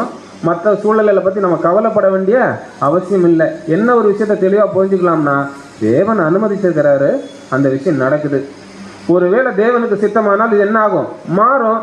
இல்லையா, கொஞ்ச நாட்கள் இது நம்ம வாழ்க்கையிலையும் தொடர்றதுக்கு என்ன இருக்கு, வாய்ப்பு இருக்குங்கிற ஒரு பொறுமை காத்த நிலையோட ஓடிட்டோம்னா தாவீது கிட்ட இருந்து ஒரு அருமையான ஒரு பாடத்தை இந்த இடத்துல நம்ம என்ன பண்ணிக்கலாம்னா எடுத்துக்கலாம். அடுத்து என்ன சொல்றாருன்னா, சோதனை காலத்தில் தேவன் தாவீதுக்கு செவி கொடுக்கல தான், அதுல எந்த மாற்று கருத்தும் இல்லை, கொடுக்கல. அப்போ இவருடைய வனாந்தர பிரயாணத்தில் என்னதான் நடந்திருக்கும், அது சோதனை தான். இவருக்கு எதிராக தீமைகள் தான் அனுமதிக்கப்படுது. அப்படி இருந்துட்டாலும் கூட தாவீதுக்கு என்னதான் நடந்திருக்கும், நன்மை தான் நடந்திருக்கும். நான் சொல்றது புரியுதா? ஏன்னா அவர் தேவனை சார்ந்து ஓடிட்டு தேவனை சார்ந்து நடந்துட்டு இருக்கிறதுனால அவரை சுற்றி என்னதான் தீமை நடந்தாலும் என்னதான் அநியாயங்கள் நடந்து கொண்டு இருந்தாலும் கூட தாவீதுக்கு என்னதான் நடந்துட்டு இருக்கும், நன்மையானதான் நடந்துட்டு இருக்கும். இதை வெளியே இருந்து பார்க்கும்போது தெரியுமா, நான் சொல்றது புரியுதா? இதை வெளியிருந்து பார்க்கும்போது இவருக்கு நல்லது நடக்குதா கெட்டது நடக்குதான்னு நம்மளால என்ன பண்ண முடியாது, கண்டுபிடிக்க முடியாது. ஆனா தேவ சமூகத்துல உண்மை இருக்கும் பட்சத்துல தேவன் அவங்களை கைவிட மாட்டார். ஒண்ணு, தொடர்புல தான் இருப்பார். 2, ஆனா பதில் என்ன ஆகாது, கிடைக்காது. ஆனா பதில் கிடைக்காட்டாலும் கூட எந்த சூழ்நிலையும் தேவன் என்ன பண்ண மாட்டார்னா அவங்கள கைவிட மாட்டார். இதை தான் பிரதர் கொடுக்குறார். வாசிங்க. வனாந்திரத்தின் நன்மைகள். இந்த கடுமையான சோதனைகள் தாவீதின் விசுவாசத்தின் வேர்களை ஆழமாய் வலுவடைய பண்ணியது, குணலட்சணத்தை உறுதியாக்கியது. என்ன சொல்றாரு, இந்த ஓட்டம், இந்த ஒரு துரத்தல் எல்லாமே தாவீதுக்கு எந்த ஒரு விஷயத்தை கற்றுக் கொடுத்திருக்கிறோன்னா தேவன் எதிர்பார்க்கக்கூடியதான ஒரு குணாதிசயத்தை அவருக்கு என்ன பண்ணிருக்கு, வளர்த்தி கொண்டிருக்கு. அடுத்தது ராஜா என்ற உயர்ந்த ஸ்தானத்திற்கு செல்லுவதற்கு முன்பாக சாதாரண ஜனங்களோடு நெருங்கி பழகி அவர்களின் அன்றாட கஷ்டங்களையும் உணர்வுகளையும் புரிந்து கொள்ள கர்த்தர் இந்த 7 வருடங்களை வெளியேற பெற்றதாக மாற்றினார். இப்ப தாவீதை தேவன் என்ன பண்ணிட்டாரு? ராஜாவாக தேர்ந்தெடுத்துட்டாரு. ஆனா நம்ம முதல்ல என்ன பார்த்தோம்? இன்னும் அந்த அரியணைக்கு போறதுக்கு அவருக்கு தகுதி இல்லை. என்ன தகுதி? என்ன பண்ணிட்டு இருந்தாரு? அவர் ஆடு மேய்ச்சிட்டு இருந்தவர். ஆடு மேய்ச்சிட்டு இருந்தவருக்கு இருதயபூர்வமான நல்ல எண்ணங்கள் நோக்கங்கள் இருந்ததுனால அவரை ராஜாவா தேவன் என்ன பண்ணிட்டாரு? சூஸ் பண்ணிட்டாரு. இப்ப என்னதான் ராஜா சூஸ் பண்ணாலும் கூட அந்த இடத்துக்கு போறதுக்கு இன்னும் அவருக்கு என்ன இருக்குன்னா சில தகுதிகள் தேவைப்படுறதா இருக்கிறதுனால, உதாரணத்துக்கு என்ன கொடுக்குறாரு? ராஜா என்ற உயர்ந்த ஸ்தானத்துக்கு செல்வதற்கு முன்பாக சாதாரண ஜனங்களோடு பழகிறதுக்கு வாய்ப்பு கிடைச்சதா? சாதாரண ஜனங்கள் கொடுக்குற ஆகாரங்களா வாங்கி பொசிக்கிறதுக்கு, அவங்களுக்கு தன்னால் முயன்ற உதவிகளை செய்யும்போது, நாபானுடைய ஆடுகள் கொள்ளையர்களால அடித்து செல்லப்படும் அதை பாதுகாத்த எந்த ஒரு விஷயமா இருந்தாலும் அங்க நன்மையான விஷயங்களை தாவீது என்ன பண்ணியிருக்கிறார்? தன்னுடைய வாழ்க்கையில வளர்த்திட்டே போயிருக்கிறார். அப்படி வளர்த்த தான் அவர் என்ன பண்ணிட்டு அந்த ராஜாங்கிற ஒரு ஸ்தானத்தை கொடுத்து அந்த சிம்மாசனத்தில் போய் அமரக்கூடியதான ஒரு பாக்கியத்தை தேவன் என்ன பண்ணியிருக்கிறான்னு அருள் செய்திருக்கார். ஆனா அப்படி அருளை செய்துட்டாலும் கூட சவுல் உயிரோடு இருக்கிற வரைக்கும் இவருக்கு என்ன பண்ண முடியாது? அரியணையில உட்கார முடியாது. அதான் அடுத்து கொடுக்கிறார். வாசிக்கும்.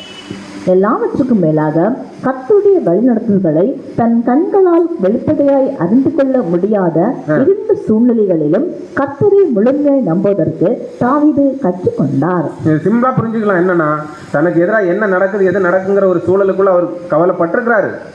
தேவன் ஜெபமா கொண்டு போயிருக்கிறாரு. எந்த மாற்று கருத்தும் இல்லை. ஆனா போயிட்டாலும் கூட கர்த்தர் மேல வச்சதான நம்பிக்கையில துளியும் அவருக்கு என்ன ஆகல? குறைவுபடலை. அந்த நம்பிக்கை தான் என்ன பண்ணோம்னா தேவனுடைய பிள்ளைகளை கூட எங்கே போகும்? உச்சத்துக்கு ஒரு நாள் கொண்டு போகும். அதாவது விசுவாசமே எடுத்துக்கலாம். விசுவாச ரீதியான விஷயங்கள்ல தேவனுடைய பிள்ளைகள் மத்தியில் குறைவு வந்துட்டுனா நம்ம அடைய வேண்டிய ஸ்தானத்தை நம்மளால் என்ன பண்ண முடியாது? அடைய முடியாது. தேவன் கொண்டு நம்ம என்ன பண்ண உட்காரவும் வைக்க மாட்டோம். அப்போ இந்த பாடல நமக்கு என்ன பாடம் இங்கன்னா பிரதர் கொடுக்குறாரு. இந்த பாயிண்டை நானே வாசிக்கிறேன்.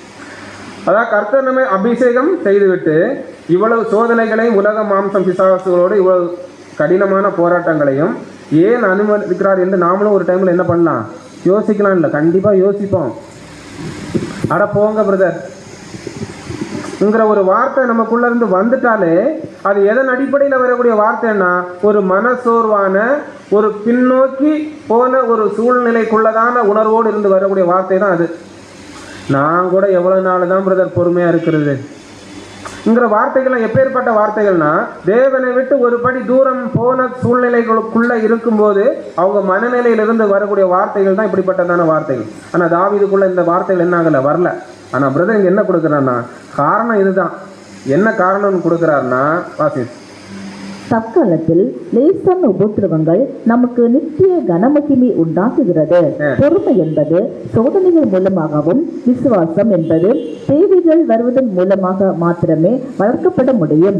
நாம் சிங்காசனத்தில் ஏறி ஜனங்களை ஆளும் போது அவர்களின் பலவீனங்கள் மற்றும் கஷ்டங்களை உணர்ந்து இரக்கமுள்ள ஊழியக்காரர்களாய் இருக்கவே இத்தகைய வனாந்தர அனுபவங்கள் நமக்கு தரப்படுகின்றது. புரிஞ்சுடுங்க. இதுல நிறைய பாயிண்ட் இருக்கு.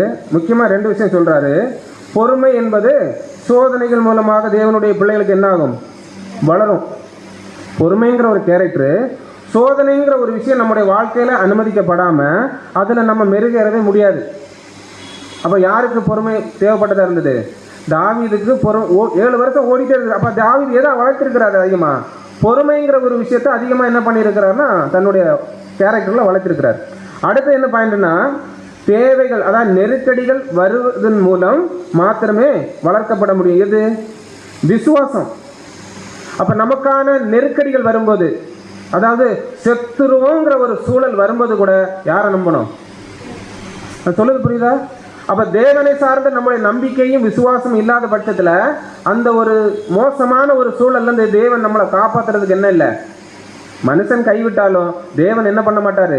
என்னை கைவிட மாட்டாருங்கிற ஒரு முழுமையான விசுவாசம் நம்பிக்கை நமக்கு இருந்தாதான் அந்த ஒரு சூழலுக்குள்ள இருந்து தேவன் நம்மளை என்ன பண்ணுவார்? காப்பாற்றுவார். அப்படின்னா இன்னைக்கு இந்த வாழ்க்கையில தேவன் நம்முடைய வாழ்க்கைக்கு ஏன் அனுமதிச்சிருக்கிறான்னு ஒரு புரிதலை நம்ம பார்க்கலாம்னா இன்னைக்கு இங்க சில அனுபவங்கள் நமக்கு தேவைப்படுது. இவர்கிட்ட இப்போ உதாரணத்துக்கு சசி பிரதர்கிட்டயா நான் எப்படி பேசலாம்? மரியதாஸ் பிரதரா அவர் பேசுற விஷயத்துக்கு நான் எப்படி பதில் கொடுக்கலாம்? அப்படிப்பட்டதான ஒரு சூழலுக்குள்ள ஒவ்வொரு சகோதரன் சகோதரிகள் மத்தியில இந்த ஆவிக்குரிய ஜீவத்துக்கு ஏதுவான வாழ்க்கை முறைகளை நம்ம இங்கே கத்துக்காம இங்கேயே அதை புரிஞ்சுக்காம நம்ம எங்க போக முடியாது?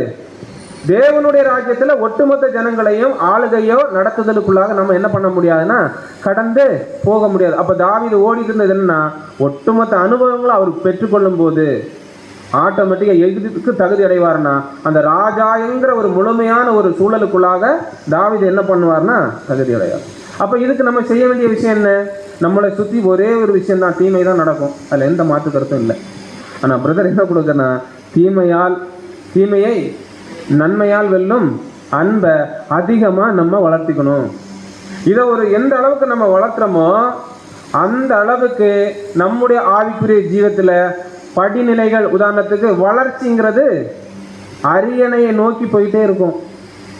தீமைங்கிற விஷயத்துக்கு தீமையை முன்னிறுத்தி நம்ம செஞ்சுட்டு இருப்போம்னா அரியணையை விட்டு கிலோமீட்டர் கணக்கில் நம்மளை என்ன பண்ணிடும், அது தூரம் கொண்டு போயிடும். எக்காரணத்தை கொண்டு நம்மளால அந்த அரியணைக்கு என்ன பண்ண முடியாது, நெருங்கவே முடியாது அன்புக்குரிய சகோதரர்கள். அப்ப எப்பேற்பட்டதான எதிரியின் தலைமாட்டில் யார் இருந்தா? எதிரிக்கு தலைமாட்டு யார் போயிட்டா? ஈட்டியை வச்சு ஒரே குத்துனா சவுலுடைய உயிர் போயிடும்.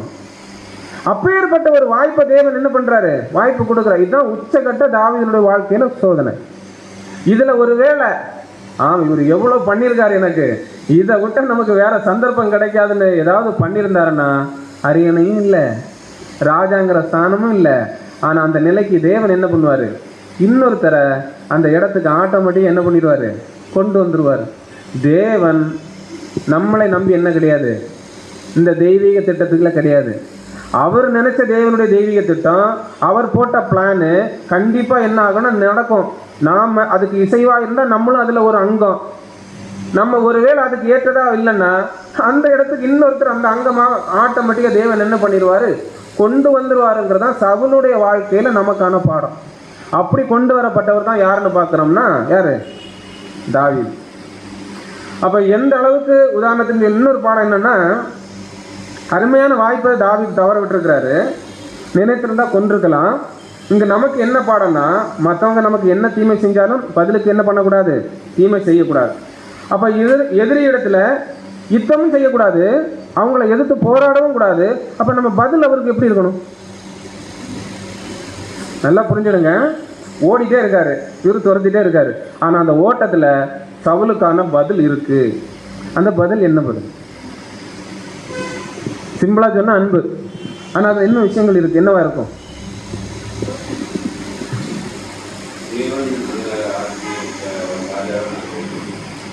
அது ஒரு பாயிண்ட் தான். இந்த ஒரு பாயிண்ட் மட்டும் வாசிங்க.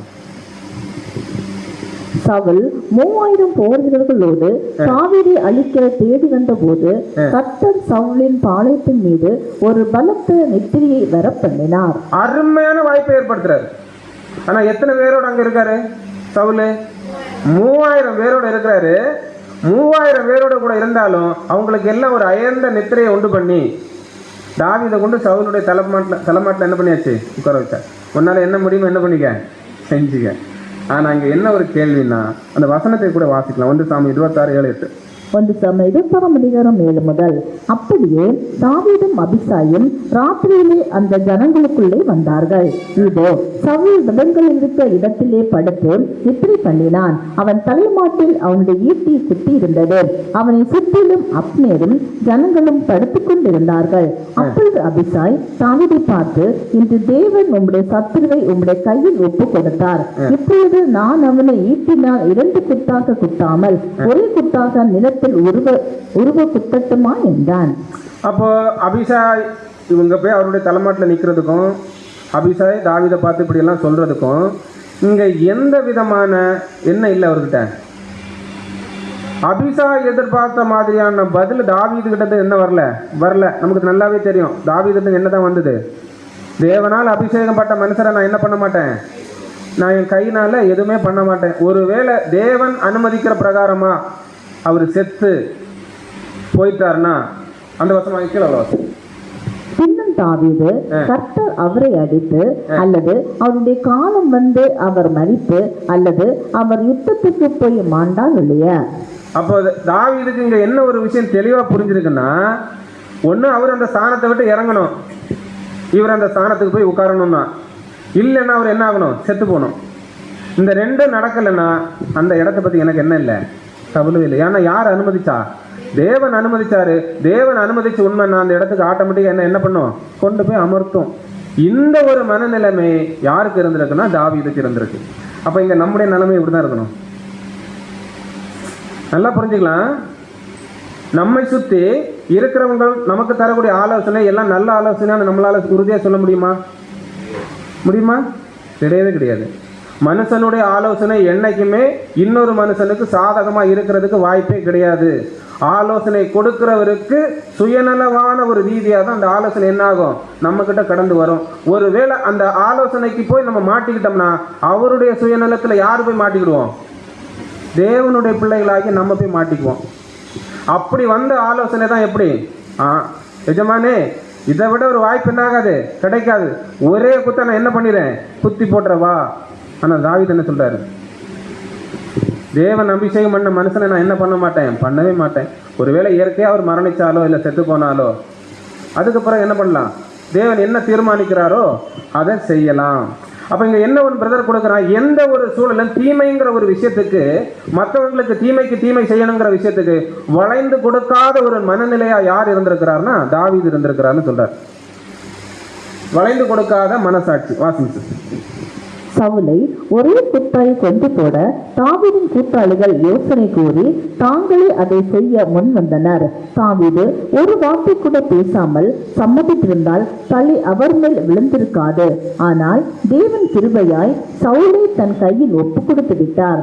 அதனால் கொண்டு விடலாம் என்று தனக்கு சாதகமாக நியாயம் கற்பிக்கும் வளைந்து போன மனசாட்சி தாவீதிடம் இல்லை. இப்ப அபிஷாக்கையில இருக்கு, சரிப்பா நீ குத்தி போட்டு வாப்பா நான் போறேன்னு அவர் போயிருக்கலாம். பழி யாருக்கு மேல வந்திருக்கும், அபிஷா மேலதான் வந்திருக்குன்னு இங்க கொடுக்குறாரு. ஆனா அது பழி யாருக்கு மேலே வர்றதுக்கு வாய்ப்பு இருக்கு. ஏன்னா இங்க இவருக்கு யார் ராஜா, அபிஷாக்கு யார் ராஜா, சவுல் கிடையாது. அபிஷாக்கு ராஜா தாவீது. அப்ப தாவீது மௌனமா இருந்துட்டாருன்னா மௌனம் சம்மதத்துக்கு அறிகுறி. யாரு குத்திடுவா, சவுல் குத்திடுவாரு. அவர் என்னதான் கொலை பண்ணாலும் பழி யார் மேல வந்துடும், தாவீது மேல வந்துடும். அதான் என்ன சொல்றாருன்னா தேவனுடைய பரம அதிகாரத்திற்கு கீழ்ப்படிந்தார். தேவனுக்கு இது பிடிக்காது, நான் இதை செய்ய மாட்டேன்ங்கிற ஒரு சூழல்ல தாவீது என்ன பண்ணியிருக்காருன்னா முழுமையாக என்ன பண்ணியிருக்கிறாருன்னா கீழ்ப்படிஞ்சிருக்கிறார். அதான் தாவீது சவுலை அரியணையிலிருந்து இறக்குவதற்கும் தன்னை அரியணைக்கு கொண்டு வருவதற்கும் கர்த்தருக்கும் தெரியும். உண்மையா இல்லையா? தெரியும். அப்படி தெரிஞ்சிட்டாலும் கூட அதற்காக தான் கொலை செய்ய வேண்டிய அவசியம் இல்லை என்று தாவீது சரியாக அறிந்திருந்தான். இப்ப கேள்வி என்னன்னா, எப்படி பாட தலைப்பு தான் தீமைக்கு தீமை செய்வது யாருக்கு பிடிக்காது, தேவனுக்கு பிடிக்காது. ஒருவேளை தேவன் இவரை கொல்லுன்னு சொன்னா, கேள்வி புரிஞ்சுக்கோங்க, ஒருவேளை தேவன் இவரை வெட்டுன்னு சொன்னா அது என்ன ஆகாது, அது தீமையோ தீமைக்கு தீமையோ ஆகாது. அது தேவன் கட்டளை கொடுத்தா தாவீது கண்டிப்பா என்ன பண்ணுவாரு, சவுலை கொல்லலாம். அது யாருக்கு பழி வராது, தாவீது மேல எந்த விதமான சூழலை கொண்டு ஒரு பழியா மாறாது. ஆனா தேவன் அனுமதிக்காத பட்சத்துல அது முழுமையா தாவீது என்ன பண்ணிருக்கிறான்னா தவிர்த்திருக்கிறார். இதை வாசி.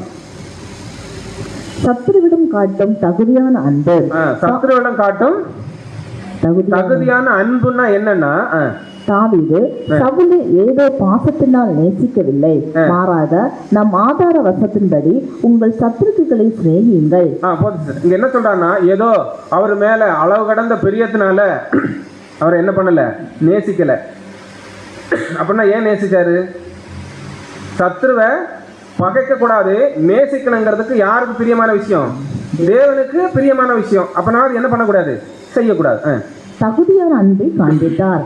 இது அனுதாபம் மற்றும் பரிதாபத்தின் அன்பாகும். சத்துருவின் தீய குணங்களை நாம் அங்கீகரிக்காவிட்டாலும் அவனுக்கு நாம தீமை செய்யாமலும் மற்றவர்கள் தீமை செய்ய ஊக்குவிக்காமலும் அவனுக்கு இரக்கம் காட்ட ஆயத்தமா இருப்பது இந்த அன்பு. என்ன படிக்கணும், லாஸ்ட் பாயிண்ட், தீமைக்கு தீமையும் செய்யக்கூடாது, நம்மை சார்ந்தவர்களை தீமை செய்யவும் என்ன பண்ணக்கூடாது. நல்ல பாயிண்ட புரிஞ்சுடுங்க. நாமளும் தீமை செய்யக்கூடாது, நாம சார்ந்து இருக்கிறவங்களையும் தீமை செய்யக்கூடாது. இப்போ யாரையும் காப்பாற்றிருக்கிறார், அபிஷாவையும் காப்பாற்றிருக்கிறாரு, தன்னையும் என்ன பண்ணியிருக்கிறாரு, தேவனுக்கு பிரியமா காப்பாற்றிருக்கிறாரு. அப்படின்னா இந்த ஒரு பாயிண்ட்ல தேவனுடைய பிள்ளைகளாகிய நமக்கு என்ன பாடம்? உண்மையிலே அருமையான பாயிண்ட். இது படி. இதில் ஆவிக்குரிய சபைக்கு நடைமுறை பாடம் என்ன?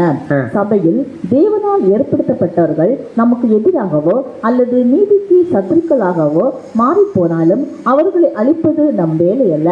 நாம் பழிக்கு பழி வாங்காமல் நம்முடைய சரீரத்தையோ நாவையோ கொண்டு தீமைக்கு தீமையும் தூத்துதலுக்கு தூத்துதலையும் சரி கட்டக்கூடாது. சத்துருக்களை குறித்து முடிந்த மட்டும் அன்பாய் பேசவும் அவர்களுக்கு இரக்கத்தையும் பரிவையும் வெளிப்படுத்தவும் வேண்டும். என்ன ஒரு இந்த தேவனால் ஏற்படுத்தப்பட்டவங்கிறது டீக்கர் எல்ற பத்தி பேசலைங்க, நல்லா புரிஞ்சுக்கோங்க. ஒட்டுமொத்த தேவனுடைய பிள்ளைகளை பத்தி என்ன பண்றான்னு பேசுறாரு. அப்படி பேசுறாரு, என்ன சொல்றாருன்னா, இங்க எந்த சூழ்நிலையுமே ஒரு தேவனுடைய பிள்ளைக்கு எதிராக இன்னொரு தேவனுடைய பிள்ளை என்ன செய்யக்கூடாது, தீமைக்கு தீமை செய்கிறதுக்கு அவங்களுக்கு எந்த சூழ்நிலை தேவன் அதிகாரம் கொடுக்கவே இல்லை. அன்பினால் கூடிய பரிமாண குணாசியத்தை நம்ம வளர்த்த தேவன் விரும்பக்கூடியதான காரியங்கள் நமக்குள்ள ஆட்டோமேட்டிக்காக என்ன ஆகும், வளரும். அதான் கடைசியில் என்ன சொல்றாருன்னா, சத்துருக்களை குறித்து முடிந்த மட்டும் அன்பாய் பேசவும் அவர்களுக்கு இரக்கத்தையும் பரிவையும் வெளிப்படுத்த வேண்டும். இங்க இன்னும் நமக்கு அருமையான ஒரு பாடம் இருக்கு. இப்போ உதாரணத்துக்கு, ஒருவேளை சத்துருக்கு எதிராக நம்ம வாய் மூலமா அதிகப்படியான வார்த்தைகளை பதிலுக்கு பதில் கொடுத்துட்டோம், எங்க போய் நிற்கணும்? நியாயாசனத்துக்கு முன்பாக போய் என்ன நிற்கணும்? வசனம் தெளிவா சொல்லுது. பிரதர் இதில் கோட் பண்ற என்ன கொடுக்குறாருன்னா, மத்தேயு 12:36 மனுஷர் பேசும் வீணான வார்த்தைகள் யாவையும் குறித்து நியாயத்தீர்ப்பு நாளிலே கணக்கொப்புவிக்க வேண்டும் என்று உங்களுக்கு சொல்லுகிறேன். அப்ப என்னன்னா, நம்முடைய வாழ்க்கையில நடைமுறைப்படுத்தக்கூடிய விஷயங்கள் நிறைய இருக்கு. ஏதோ ஒண்ணுல கடைபிடிச்சிட்டோம், அதுல நம்ம உண்மையா இருக்கிறோம் இன்னும் போயிட்டே இருந்தோம்னா அடுத்தது வந்துடும். உடனே ஒண்ணுல நம்ம உண்மையா தேவனுக்கு இருக்கும் பட்சத்தை அடுத்த சூழலை தேவன் உருவாக்குவார், அதுல உண்மையா இருக்கணும். அப்படி இதுல உண்மையா இருக்கும்போது அடுத்தது 3வது ஸ்டெப் உடனே தேவன் உருவாக்குவார், அதுல உண்மையா இருக்கணும். இந்த உண்மை, அதாவது தேவன் ஏற்படுத்துறது நம்ம உண்மையா இருக்கிறது. இது என்னைக்கு வரைக்கும்னா, ஏதோ ஒரு நாள், ஏதோ ஒரு வாரம், ஒரு மாசம், ஒரு வருஷம் எல்லாம் கிடையாது. சாவர வரைக்கும் தேவன் ஏற்படுத்துகிற விஷயங்களுக்கு உண்மையாக இருந்து அதை நிறைவேற்றி கூடுமான வரையில் முடிந்த மட்டும் முழுமையாக நம்மளால் முடியாது. அப்படி செய்ய தான் அன்புக்குரிய சகோதரே, மரிக்கும் போது இமைப்பொழுது என்னமாக முடியும்? மறுரூபமாக முடியும். அந்த அரியணைக்கு தகுதி உள்ள சூழலாக நம்மளை மாற்ற முடியும். இல்லை, இங்க தேவன் ஏற்படுத்தக்கூடிய சூழலுக்கு நம்ம எதிர்த்து நின்னோம்னா அந்த தேவன் ஏற்படுத்தக்கூடிய சூழலை நம்மளால நிறைவேற்ற முடியாது. அப்படி நிறைவேற்றாம மரிக்கும் பட்சத்தில் நம்மளால என்ன பண்ண முடியாது? மறுரூபமும் ஆக முடியாது, எழும்பவும் முடியாது, அரியணையில போய் என்ன பண்ண முடியாது? உட்காரவும் முடியாது. அப்ப இதை குறித்த பிரதர் மேல என்ன சொல்றாருன்னா, நமக்கான ஆறுதல் வாசிங்க. இந்த மாமன்னர்களின் தவறுகளும் அவர்களின் ஆழமான மனம் திரும்பலும் நமக்கு பெரிய ஆசீர்வாதமாகும். நாம் மாம்ச பலவீனத்தால் பாவத்தில் விழும்போது சோர்ந்து போய் பாவத்திலேயே அமிழ்ந்து விடாமல் உமக்கு பயப்படும்படிக்கு உம்மிடத்தில் மன்னிப்பு உண்டு என்பதை உணர்ந்து மீண்டும் எழுந்து நீதி மற்றும் தூய்மைக்கான ஆவிக்குரிய யுத்தத்தை தைரியமாய் ஆரம்பிக்க இது நமக்கு நம்பிக்கை ஊட்டுகிறது. பார்த்த ஒரு பாயிண்ட், சவுல் தப்பு பண்ணும்போதே உணர்ந்திருந்தாருன்னா தேவன் அந்த இடத்த மீண்டும் அவருக்கு வாய்ப்பு கொடுத்துருப்பார். நல்லா புரிஞ்சுக்கலாம். இப்ப தப்பு பண்ணதை உணரல, தேவ சமூகத்திலுமே நான் பாவம் பண்ணிட்டேன், தேவ சமூகத்துல போனா என்னை மன்னிச்சுவாருங்கிற ஒரு மனநிலையோ சூழலோ சவுலுக்கு ஏற்படல, அவர் கேட்கவும் இல்லை. அப்படி செய்யாததுனாலதான் யாருக்கு இந்த ஒரு சூழல் கடந்து வந்தது வாய்ப்பு? தாவீதுக்கு என்ன பண்ணிட்டாரு? கடந்து வந்துச்சு. அப்ப வசனம் தெளிவா சொல்லுது, சங்கீதம் 134, உமக்கு பயப்படும்படிக்கு உம்மிடத்திலே மன்னிப்பு உண்டு. நான் பாவம் பண்ணிட்டேங்கிற ஒரு உணர்வு எனக்குள்ள வந்துட்டுனா, நான் தப்பு பண்ணிட்டேங்கிற ஒரு ஃபீல் எனக்குள்ள வந்துட்டுனா, தேவ சமூகத்துல அந்த ஒரு தாழ்மைக்கு என்ன இருக்கு? மன்னிப்பு இருக்கு. அந்த மன்னிப்பை பெற்றுக்கொள்ள தான் தேவன் என்ன பண்றாரு, விரும்புறான். சொல்ல வரது புரியுதா? நம்ம தப்பு பண்ணாம இருக்க முடியாது, தப்பு பண்ணுவோம், மீறுவோம், பாவங்கள் கூட செய்ய வாய்ப்பு இருக்கு, ஏன் துணிகரமே செய்யறதுக்கு வாய்ப்பு இருக்கு. ஆனா செய்யும் பட்சத்துல அது ஒருவேளை உணர்த்தப்படும் போதோ இல்ல தேவன் ஏதாவது வகையில சொல்லும் போதோ அதை நம்ம தேவ சமூகத்துல போய், தேவனே நான் என்ன பண்ணிட்டேன், ஒருவேளை தெரியாம செஞ்சுட்டேன், இல்ல தேவனே நான் அறிஞ்சே செஞ்சுட்டேங்கிற நம்ம செஞ்ச விஷயத்த முழுமையா அவருடைய சமூகத்துல ஒப்பு கொடுக்கும் போது வசனம் சொல்லுது, தேவனே அப்படி ஒரு வேளை உம்முடைய காலுக்கு கீழ் நான் வந்து என்னை முழுமையா தாழ்த்தும் போது உம்மிடத்தில் எனக்கு என்ன இருக்கு? மன்னிப்பு உண்டு. அப்ப அந்த வசனத்தை தான் பார்க்கணும். எபேசியர் 4:30 சொல்றாரு, ஒருவர் தயவாயும் மன உருக்கமாய் இருந்து கிறிஸ்து உங்களுக்குள் தேவன் மன்னித்தது போல நீங்களும் என்ன பண்ணுங்க? ஒருவரை ஒருவர் மன்னி. அப்ப நாம தேவ சமூகத்துல செஞ்ச பாவத்துக்கு, செஞ்ச குற்றத்துக்கு, தவறுக்கு மன்னிப்பு வாங்காம இன்னொருத்தர் தவற நான் மன்னிக்கிறதுக்கு யாரும் கிடையாது, தகுதியே கிடையாது எனக்கு. ஏன்னா நானே செஞ்ச பாவத்துக்கு செஞ்ச தவறுக்கு யார்கிட்ட மன்னிப்பு வாங்கல, தேவன்கிட்ட வாங்காத பட்சத்தில் இன்னொருத்தருடைய குற்றத்தையோ குறையோ மன்னிக்கிற அளவுக்கு நான் இன்னும் என்ன பண்ணல, வளரல. அப்ப எப்பேற்பட்டதான ஒரு பாடத்தை இந்த தாவீது சவுலுடைய வாழ்க்கை மூலமா நமக்கு உணர்த்துறாருங்கிற ஒரு விஷயத்தை நம்ம என்ன பண்ணலாம்னா இந்த இடத்துல புரிஞ்சுக்கலாம். அன்புக்குரிய சகோதரர், இந்த இடத்துல தான் மேல ஒரு விஷயம் என்னன்னா, பழைய ஏற்பாடு நமக்கு எப்படி இருக்கு, சிஷ்டாந்தங்களாக அவர்களுக்கு சம்பவித்தது, முடிவு காலத்தில் உள்ள நமக்கோ எச்சரிப்பு உண்டாகும்படி எழுதப்பட்டிருக்கு. அப்படின்னா இந்த பாடத்தில் வேற ஏதாவது எச்சரிப்பு நமக்கு இருக்கான்னு கேட்டா இருக்கு. வசனம் இது நம்ம தெரிஞ்ச வசனத்தினால நான் கடந்து போறேன். ஆனா ரோமர் 12:21 சொல்றாரு, பிரதர் சொன்ன மாதிரி நீ என்ன பண்ணணும், என்னதான் உன் சூழல்கள் உன் வாழ்க்கை முறைகள் தேவன் எதிர்பார்க்கும் வண்ணமாக நீ வாழாத சூழலுக்குள்ள ஒன்ன கொண்டு போயிட்டாலும் கூட முதல்ல எந்த ஒரு விஷயத்தை நம்பணும்னா, அழைத்தவர் யாரு, தேவன். தெரிந்து கொண்டவர் யாரு, தேவன். அப்ப என் பின்னாடி யார் இருக்கா, தேவன் இருக்காருங்கிற ஒரு மனநிலை கொண்ட வாழ்க்கை தான் நம்மளால இந்த உபத்திர காலத்துல நம்ம என்ன பண்ணுவோம், சரியா செயல்படுத்தி முறையா வழி நடத்தும். எனக்கு பின்னாடி தேவனும் கிறிஸ்துவும் இருக்கிறாருங்கிற ஒரு உணர்வோ நிலையோ இல்லைன்னா ஆட்டோமேட்டிக்கா நம்ம தப்புக்கு தப்பு செய்யறதுக்கு என்ன இருக்கு, வாய்ப்பு இருக்கு. நம்ம விழுறதுக்கு என்ன இருக்குன்னா வாய்ப்பு இருக்கு. ஆனா இந்த ஒரு சூழ்நிலை தாவீது என்ன செய்யவே இல்லை. அன்புக்குரிய சகோதரர், அடுத்து இங்க நம்ம கவனிக்க வேண்டிய முக்கியமான பாடம் என்ன, தாவீது மட்டும்தான் சவுலுக்கு எதிரியா,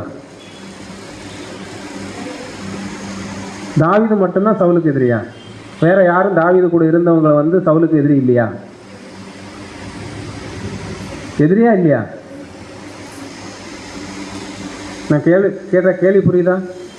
தாவீது கூட இருக்கிறவங்களுக்கு எல்லாருக்கும் யாரை கொல்லணும்னு ரொம்ப ஆசை, சவுலை எப்படியாவது என்ன பண்ணணும், கொல்லணும். என் கேள்வி என்னன்னா, இந்த ஒரு மனப்பான்மை தாவீதுக்காக இருக்குதா, இல்ல அவங்களோட தனிப்பட்ட விரோதத்தினால இருக்குதா? முக்கியமான பாயிண்ட். அப்படின்னா என்ன சொல்ல வராருன்னா, நம்முடைய மூத்த சகோதரர் தாவீதோடு கூட இருந்தவங்களுக்கு ஓகே, சவுலுக்கு தாவீது மட்டும் எதிரி இல்லை, சவுலுக்கு தாவீது மட்டும் எதிரி இல்லை, யாரும் எதிரி, இவரு கூட இருந்த எல்லாருமே எதிரி. எப்படின்னு பாருங்க, வாசிங்க. ராஜாவாகிய சவுலின் தாறுமாறான நடவடிக்கையானது தாவீதை இவர் கையாண்டது போலவே மற்ற மனுஷனையும் அநீதியாய் கையாள்வதற்கு தாவீதை எப்படி நடத்திட்டு இருக்காரோ அதே மாதிரி இவங்க கூட இருந்தவர்களை ஏற்கனவே யார் நடத்திருக்கா, அப்படி யார் நடத்திருக்கா, சவுல் என்ன பண்ணிருக்காரு, நடத்திருக்கிறாரு. வழிநடத்தி இருக்க வேண்டும் என்பதில் ஐயமில்லை. சிலரிடம் ஒரு காரணத்திற்காகவும் வேறு சிலரிடம் வேறு காரணத்திற்காகவும் சவுல் இப்படியாக நடந்திருக்க வேண்டும். இப்படியாக சவுலின் பகைக்கு ஆளான இம்மாதிரியான ஜனங்களும் இன்னுமாக நாட்டில் இருந்து தப்பியோடும் நிலைக்கும் சட்ட விரோதிகள் என்று அழைக்கப்படும் நிலைக்கும் தள்ளப்பட்டவர்களாகிய ஜனங்களும் தாவீதை தேடி சென்று அவரது உயர் அதிகாரத்துக்கு கீழ் தங்களை இணைத்துக் கொண்டார்கள். இப்ப என்ன சொல்ல வர, தாவீது மட்டும் யாருக்கு எதிரி இல்லை, சவுலுக்கு எதிரி இல்லை. சவுலுனால வெறுக்கப்பட்டவங்க, ஒடுக்கப்பட்டவங்க, புறம்பே தள்ளப்பட்டவங்க எல்லாரும் இப்போ யாருக்கு எதிரியா மாறிட்டா, சவுலுக்கு எதிரியா மாறிட்டாங்க. இப்போ இவங்க யாரு கூட வந்து சேர்ந்துட்டாங்க, தாவீது கூட வந்து சேர்ந்துட்டாங்க. இப்போ இவங்களுக்கு என்ன ஆர்வம், எப்படியாவது இவரை பயன்படுத்தி யாரை கொன்று போட்டுறணும், சவுலை என்ன பண்ணிடணும், கொன்று போட்டுறணும். இந்த ஒரு மனநிலைக்கு தான் யார் ஒத்து போகலன்னு பார்த்தோம், வளைந்து கொடுக்காத மனசாட்சி யாருக்கு இருந்திருக்கு, தாவீதுக்கு இருந்திருக்கு. அப்ப இதுல இன்னும் ஒரு முக்கியமான விஷயம்னா வசனமே இருக்கு, இதை வாசிக்கிறேன். 1 சாமுவேல் 2:2 ஒடுக்கப்பட்டவர்கள், கடன்பட்டவர்கள், முறுமுறுக்கர்கள் யாவரும் அவனோடு கூடிக்கொண்டார்கள். அவன் அவர்களுக்கு தலைவனானான். இந்த பிரகாரமாக ஏறக்குறைய 400 பேர் அவனோடு இருந்தார்கள். எத்தனை பேர் இருந்தாங்க, 400 பேர். இந்த 400 பேர்ல இவருடைய குடும்பத்தாரங்க என்ன பண்றாங்க, இருக்காங்க. ஆனா 300க்கும் அதிகமான பேர் எங்க இருந்து வந்தவங்கன்னு பாத்தீங்கன்னா, சவுலால புறக்கணிக்கப்பட்டு வெறுக்கப்பட்டு வந்தவங்க தான் யாரு கூட இருக்கா, தாவீது கூட இருக்கா. இப்ப இவங்க ஆலோசனை தாவீதுக்கு எப்படி இருந்திருக்கும்,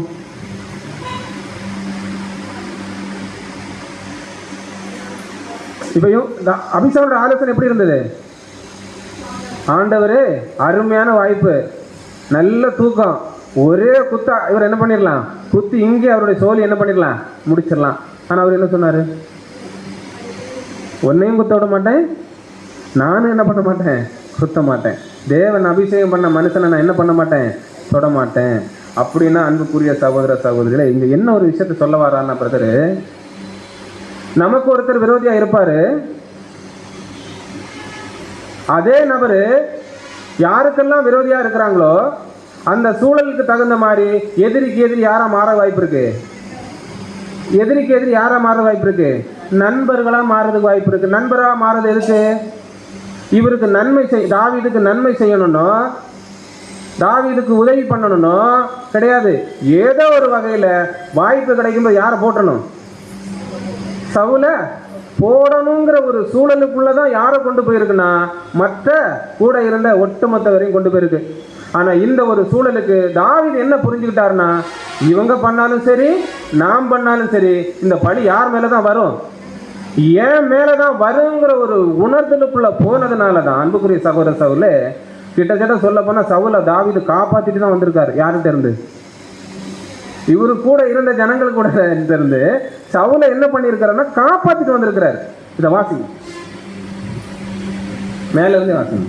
தாவீதோடு இருந்தவர்கள் தாவீது எதுவும் சொல்லாமலேயே இது நிமித்தம் தாவீது சார்பில் ஒரு வார்த்தையும் வெளிப்படாமலேயே அல்லது அவர் தன் விரலை அசைக்காமலேயே முழு காரியமும் அவர்களால் செய்யப்பட்டிருக்க முடியும். தாவீது கூட இருந்தவங்களால அப்படி ஒருவேளை இவர்கிட்ட கேட்காம செஞ்சுட்டா இவர் என்ன பண்ணுவாரு, இவங்கள மொத்தத்திலையும் வெட்டி போட்டுருவாரு. ஏன்னா பின்னாடி பார்க்குற சவுல் செத்த பிற்பாடு சவுலுடைய குடும்பம் சவுலுடைய மீதி இருக்கிறதான அவங்க பிள்ளைகளுக்கு எதிராக யாராவது பாவம் பண்ணா தாவீது என்ன பண்ணியிருக்காரு, ஒட்டு மொத்தமா வெட்டி போட்டிருக்காரு. ஏன் வெட்டி போட்டாரு, யோனாத்தானோடு செய்த உடன்படிக்கை, உன் குடும்பத்துக்கு நான் என்ன பண்ண மாட்டேன், என் கையினால யாருக்கு எந்த ஒரு தீங்கும் செய்ய மாட்டேங்கிற ஒரு உடன்படிக்கை என்ன பண்ணியிருக்கிறாரு, செஞ்சிருக்கிறாரு, பின்னாடி பண்றாரு. ஆனா இங்கேயும் நம்ம என்ன பண்றோம்னா இங்க யாருமே அதுக்கு துணியல. காரணம் என்னன்னா இவர் அனுமதிக்க மாட்டாருங்கிற விஷயம் அவருக்கு தெரியும். ஆனா வாய்ப்பு கேட்கறாங்க, எங்களுக்கு ஒரு வாய்ப்பு என்ன பண்ணுங்க கொடுங்க, அவர் என்ன பண்றோம், கொண்டு போட்டுடலாம். ஆனால் முறைப்படியோ அல்லது குறிப்பாலோ தன் சம்மதம் தெரிவிக்கப்படாமல் தன் கூட்டாளிகள் செயல்பட மாட்டார்கள் என்பதை தாவீது அறிந்திருந்தார். ஏன்னா இவங்க பார்வைக்கு இவர் யாரு, ராஜா சொல்லாம இவங்க என்ன பண்ண மாட்டாங்க, கட்டளை கொடுக்காம சவுல கொல்ல மாட்டாங்க. அந்த ஒரு புரிதல் யாருக்கு இருந்திருக்கு, ஒரு விசுவாசம் தாவீதுக்கு இருந்திருக்கு. ஏனென்றால் கொலை செய்வதில் யார் வேண்டுமானாலும் கருவியாக பயன்படுத்தப்பட்டாலும் பொறுப்பு தன் மீது காணப்படும் என்று தாவீதை உணர்ந்து கொண்டவராய் இருந்தார். இந்த உணர்தலை மிஸ் பண்ணது யாரு, இங்க இல்ல, கொஞ்சம் வெளியே. நல்லா புரிஞ்சுடுங்க, என்னதான் ஆதாம் மூலம் பரணம் ஏவாள் மூலம் பணம் வந்து ஆதாமுக்கு கைக்கு போயிருந்தாலும் கூட ஆதாம கொலை செஞ்சது யார் தான், யார், ஏவாள் இல்லை, யாரு, சாத்தான். சொல்ல புரியுதா? இப்ப அங்க அவர் உணர்ந்திருந்தாருன்னா அந்த மனுக்குலத்துக்கு இந்த கேடு வந்திருக்குமா, தனக்கு உள்ள இடம் பறி போயிருக்குமா, அந்த இடத்துக்கு இன்னொருத்தர் வந்திருப்பாரா, ஆண்டவரா இயேசு கிறிஸ்து வந்திருப்பாரா, என்ன இல்லை, இதுக்கெல்லாம் வாய்ப்பே கிடையாது. அப்ப இங்க என்ன ஒரு புரிதல்னா, நமக்கு தேவன் ஏற்படுத்தி இருக்க கூடதான ஒரு வாய்ப்பை நம்ம மிஸ்யூஸ் பண்ணும்போது, அதை நம்ம வீணடிக்கும் போது அந்த இடத்துக்கு தானா இன்னொருத்தர் என்ன பண்ணுவாரு, ஏற்படுத்தப்படுவார். அதுக்கு காரணம் மற்றவங்க யாரும் இருக்கிறதுக்கு என்ன இல்லை, வாய்ப்பே கிடையாது. யாரு தான்னா நாமளா தான் இருப்பதற்கு என்ன இருக்குன்னா வாய்ப்பா இருக்குங்கிற இடத்துல பார்க்கலாம். அப்போ சகோதரர் அருமையான ஒரு ஆவிக்குரிய விஷயத்துல இங்க மேல ஒரு விஷயத்த சொல்றாரு, இதையும் கூட வாசம். இங்கு ஆவிக்குரிய இஸ்ரேலர்கள் அனைவருக்கும் நல்லதொரு பாடம் காண்பிக்கப்படுகின்றது. பூமிக்குரிய அரசாங்க ஆலயங்கள் விஷயத்தில் மட்டுமல்லாமல் விசேஷமாக சபையில் தேவனால் ஏற்படுத்தப்பட்டவர்கள் விஷயத்திலும் கூட நாம் கட்டுடைய நியமங்களையும் அனுமதிகளையும் அடையாளம் கண்டுகொள்ள வேண்டும். என்ன சொல்ல வர்றார், இப்பேற்பட்ட ஒரு சூழல் நம்ம இடத்துல என்ன இருக்கு, நடக்க வாய்ப்பு இருக்கு. நம்மளை சுற்றி தவறான ஆலோசனைகள் கொடுக்கப்பட என்ன இருக்கு, வாய்ப்பு இருக்கு. வரக்கூடிய ஆலோசனைகள் தவறா சரியாங்கிறத நம்ம என்ன செய்யணும், புரிந்து கொள்ளணும். புரிந்து கொள்ளலைன்னா நம்மளே அழிச்சிரும், நம்ம கூட உள்ளவங்களை என்ன பண்ணிடும், அது அழிச்சிரும். அப்படின்னா இங்க நம்ம இதை எப்படி புரிஞ்சுக்கலாம்னா, எது சரி எது தவறு என்பதை தேவனுடைய ஆவியை கொண்டு கணக்கிடணும். நம்மளை நெருங்கி ஒரு விஷயம் வருது, இது ஆபத்தா இல்லை இதனால எனக்கு எந்த ஆபத்து இல்லையாங்கிற விஷயத்த தேவனுடைய ஆவியை கொண்டு அவருடைய வசனங்களை கொண்டு நம்ம தொடர்படுத்தி நம்ம ஆராயலைன்னா வர்றது தீமையா நன்மையாங்கிறத நம்மளால என்ன பண்ண முடியாது, கண்டுபிடிக்க முடியாது. ஆனா அப்படி கண்டுபிடிக்க முடியாட்டாலும் கூட தேவ சமூகத்துல போய் என்ன பண்ணலாம், கேட்கலாம், தேவனே இப்படி வந்துகிட்டே இருக்குதே, நான் என்ன பண்ணணும்? கண்டிப்பா அங்கிருந்து என்ன கிடைக்கும்? நமக்கான ஆறுதலும் தேற்றுதலும் கிடைக்கும். அந்த ஒரு தீமையா இருந்தா தப்பிடலாம், நன்மையா இருந்தா மனசார அந்த விஷயத்தை என்ன பண்ணிக்கலாம், ஏற்றுக்கலாம். இதை தாவீது என்ன பண்ணியிருக்காருன்னா சரியா பண்ணியிருக்கிறார். ஆனா அடுத்து என்னன்னா, மனுஷனுடைய ஆவியை கொண்டு இந்த விஷயங்களை வர்றது நன்மையா தீமையாங்கிற விஷயத்த நம்மளால என்ன பண்ண முடியாது, கணக்கிட முடியாது. ஆலோசனையை பகிர்ந்து இது தீமைன்னா அதை விட்டு விலகிறது யாருக்கு புண்ணியம்? தேவனுடைய பிள்ளைகளுக்கு புண்ணியம். பாவத்திலிருந்தும் மீறுதலிருந்தும் தவறுலேருந்து நம்ம என்ன பண்ணிக்கலாம், நம்ம பாதுகாத்துக்கலாம். இல்லை அது நல்லது தான், மனசு மார்க்கமா வருகிற ஆலோசனை, ஓ இந்த ஆலோசனையா, இந்த ஆலோசனை எனக்கு பிரயோஜனமா இருக்குங்கிறத காதில் வாங்கி போட்டோம்னா யாருக்கு கேடு? யாருக்கு கேடு? தாவீதுக்கு கேடு. அபிஷேகமும் போச்சு, தேவன் தெரிந்து கொண்ட பாத்திரம் ஸ்தானமும் போச்சு, சிங்காசனமும் போச்சு. அடுத்து என்ன போயிடும்? ஜீவனும் போயிடும். ஆனால் அதை தப்ப தாவீது என்ன பண்ணலன்னா எங்கேயுமே சொல்ல. அப்போ எனக்கான வழியை நான் தான் என்ன பண்ணணும், தேடணும். மற்றவங்களை பார்த்து நம்ம என்ன பண்ண முடியாது, தேட முடியாது. அவரவருக்கான வழியை அவரவர் தேடும்போது அவரவருக்கான புரிதலோட தேவன் அவர்களுக்கு வெளிப்படுத்தக்கூடிய காரியங்களை என்ன பண்ணுவார்னா உன்னதத்திலிருந்து கண்டிப்பாக என்ன பண்ணுவார்னா வெளிப்படுத்துவார். அதே போல தான் இங்கே இன்னொரு விஷயம் என்னன்னா, தேவனுடைய பிள்ளைகள் மத்தியில் புது ட்ரெண்ட் ஒன்று உருவாகிருக்கு. என்ன ட்ரெண்டுன்னு சொல்லுமா, ஏற்கனவே சொன்ன விஷயம் தான். இப்போ எனக்கும் மரியாதாஸ் பிரதருக்கு ஆகாதுன்னு வைப்பேன், நாங்கள் நல்ல நண்பர்கள். இந்த பிக்சரே பாருங்கள், நல்ல சகோதரர்கள், எப்போ நாங்கள் ஒன்றாவே இருக்கிறோன்னு வைங்க. இப்போ வேண்டாம், பேரே வேண்டாம், சகோதரர் ஏ சகோதரர் பி. ஆனால் ஒரு நாள் இவங்களுக்குள்ள என்ன வர வாய்ப்பு இருக்குது, மனக்கசப்பு வரக்கோ ஏதாவது ஒரு சூழல் ஏற்படுறதுக்கு என்ன இருக்குது, வாய்ப்பு இருக்குது. ஆனால் இந்த வாய்ப்பை மற்றவங்க என்ன பண்ணக்கூடாது, சாதகமாக பயன்படுத்தக்கூடாது. உதாரணத்துக்கு சகோதரர் ஏக்கு பிடிக்காதவங்களும் இருப்பாங்க, சகோதரர் பிக்கு பிடிக்காதவங்களும் என்ன ஆவாங்க, இருப்பாங்க. இப்போ சகோதரர் ஏக்கு பிடிக்காதவங்க போய் யார் கூட சேர்றது, சகோதரர் பி கூட. சகோதரர் பிக்கு பிடிக்காதவங்க யார் கூட போய் சேர்றது, சகோதரர் ஏ கூட. இப்போ என்ன நடக்கும்? இது மட்டும்தான் நடக்கும். நான் சொல்ல வர்றது புரியுதா? அப்படின்னா நம்மளை நோக்கி வரக்கூடிய விஷயங்கள் நல்லதா கெட்டதாங்கிற விஷயத்துல நாம வளர்ச்சியில தெளிவில்லைன்னா, நாம சத்தியத்துல உறுதியா இல்லைன்னா கண்டிப்பா நம்மளால கண்டே பிடிக்க முடியாத அன்புக்குரிய சகோதர சகோதரி. தனிப்பட்ட தியானமானாலும் சரி, தேவனுடைய கூடுகைகள், தேவன் ஏற்படுத்துகிற காரியங்களை கலந்து கொள்ளக்கூடிய விஷயங்களாலும் சரி, அங்கு தேவனால் நமக்கு சகோதரர் மூலமாக கொடுக்கக்கூடிய வார்த்தைகளாலும் சரி, அதை முழுமையாக உள்வாங்கி நம்முடைய ஆவிக்குரிய வாழ்க்கைக்கு நம்ம பிரயோஜனப்படுத்தி கொள்ளாம, ஓ இது நல்ல ஆலோசனை, தேவன் சொல்லக்கூடிய விஷயம், இதுக்கு முற்றிலும் நான் கீழ்ப்படிங்கிற உணர்வு நமக்குள்ள வராம நம்மளால நம்மை நோக்கி வர்றது கெட்டதா நல்லதாங்கிறத கண்டே பிடிக்க முடியாது. அப்ப இங்க என்ன ஒரு விஷயம்னா, எதிரிக்கு எதிரி நண்பரா மாறுங்கிறதுங்கிறது கண்டனே கிடையாது. எதிரிக்கு என்ன பண்ணணும், அன்பை வெளிப்படுத்தணும். என்ன ஒருத்தர் பகைக்கிறாரா, அவரை நேசிக்கிறது தான் என்னுடைய கேரக்டரா மாறணும். இது உடனே மாறாததுக்கு வாய்ப்பும் கிடையாது. ஆனால் மாறி ஆகணும். மாறாமல் அங்கே போய் என்ன பண்ண முடியாது, ஒட்டுமொத்த ஜனத்தையும் நேசித்து வழி நடத்தக்கூடிய ஒரு பாக்கியத்துக்குள்ள நம்ம கடந்து போக முடியாது. அப்போ என்ன நாங்கள் சொல்ல வரோம்னா, இப்போ ஏற்பட்டதான ஒரு சூழலை எனக்கு பிடிக்காத ஒருத்தருக்காக என்ன நான் இவரு கூட சேர்ந்து இன்னொருத்தர் என்ன பண்ணக்கூடாது, விரோதிக்கக்கூடாது, பகைக்கக்கூடாது. அப்படி பகைச்சோம்னா நம்ம யார் ஞாபகம் வருவா? தேவன் தேர்ந்தெடுத்த ஊழியக்காரர்கள் யாரு? ஆரோன் மற்றும் மோசே. தேவன் தேர்ந்தெடுத்த கொண்ட தானே. இப்போ அவங்களுக்கு எதிராக யார் வருவானா? கோராகு. இப்போ அவர் என்ன பண்ணியிருக்கலாம், அவருக்கு தானே அவங்க மேலே பொறாமை, அவருக்கு தானே அவங்க மேலே போட்டி. நேரடியாக என்ன பண்ணியிருக்கணும், எப்பா மோசே மோசே, ஆரோன் ஆரோன், நீங்கள் பண்ணுறது சரியில்லை, நீங்கள் பண்ணுறது தப்பு. அழிவு யாரோட நின்று போயிருக்கோம்? நல்லா புரிஞ்சுடுங்க, அழிவு யாரோட நின்று போயிருக்கோம்? அவரோட நின்று போயிருக்கோம். ஆனால் அழிவு எத்தனை பேர் போனாங்க? 250 பேர். காரணம் என்ன? தவறான புரிதல், தவறான ஆலோசனை. அந்த ஆலோசனைக்கு செவி சாய்ச்சதுனால கோராக எங்கே போனாரோ அங்கே யார் போயிட்டா? அவரை நம்பி வந்தவங்க எல்லாரும் போயிட்டாங்க. நல்லா புரிஞ்சுடுங்க. அப்ப இதே தவிர யார் செய்யலன்னா தாவீது செய்யல. தன்னையும் காப்பாத்திருக்கிறாரு, தன்னோட உள்ளவங்களையும் காப்பாத்திருக்கிறாரு. தேவனுக்கு அது பிரியமா இருந்திருக்கு. சவுல் செத்த உடனே அந்த ஸ்தானத்துக்கு யாரை கொண்டு வந்துட்டா? ராஜாவாக தாவீது அங்கீகரிச்சார். இதே வாழ்க்கை தான் நம்மகிட்டே தேவன் எதிர்பார்க்கிறார் அன்புக்குரிய சகோதர சகோதரிகள். இதை நம்ம ஒருவேளை செய்ய தவறிட்டோம்னா, இந்த சூழல்ல சகோதரனுக்கு சகோதரன் நன்மை செய்யதை விட்டுட்டு சகோதரனுக்கு சகோதரன் தீமை செய்ய ஆரம்பிச்சார்னா வசனம் கடுமையா எச்சரிக்கிறாரு. வாசிக்கலாம். சங்கீதம் 50:20 முதல். நீ உட்கார்ந்து கொண்டு உன் சொந்த சகோதரனுக்கு எதிராக பேசுகிறாய், உன் தாயின் வயிற்றில் பிறந்தவனை பற்றியே குறை சொல்லுகிறாய். நீ இதையெல்லாம் செய்தபோது நான் அமைதியாக இருந்தேன், அதனால் நானும் உன்னை போலத்தான் என்று நினைத்து கொண்டாய். ஆனால் இப்போது நான் உன்னை கண்டிப்பேன், உனக்கு எதிரான என் வழக்கை சொல்வேன். கடவுளை மறக்கிறவர்களே, தயவு செய்து இதை யோசித்து பாருங்கள். இல்லாவிட்டால் நான் உங்களை நார் நாராக கிழித்து விடுவேன், உங்களை காப்பாற்ற யாரும் இருக்க மாட்டார்கள். ஒருவேளை இதை சிம்பிளா புரிஞ்சுக்கலாம். இந்த வசனத்தை எது நன்மைன்னு நமக்கு தெரியுமா? நமக்கு நன்மை என்ன தெரியாதா? தீமை என்னன்னு தெரியுமா?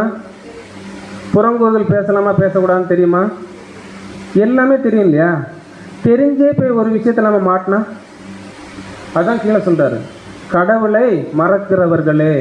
ஒருவேளை இப்பேற்பட்டதான சூழலுக்குள்ள தாவீது போயிருந்தா, சவுலுக்கு விரோதமா தாவீது போயிருந்தா, தாவீது யாரை மறந்துருப்பா?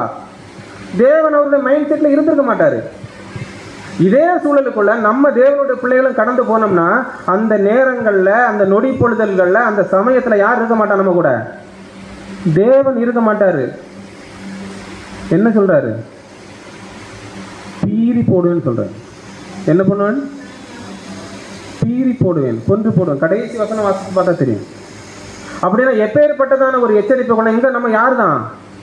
ஒன்று விட்ட சகோதரர்கள் அல்ல, ஒன்று பட்ட சகோதரர்கள், ஒன்று பட்ட சகோதரிகள். நமக்குள்ள யாதொரு வேறுமையும் யாதொரு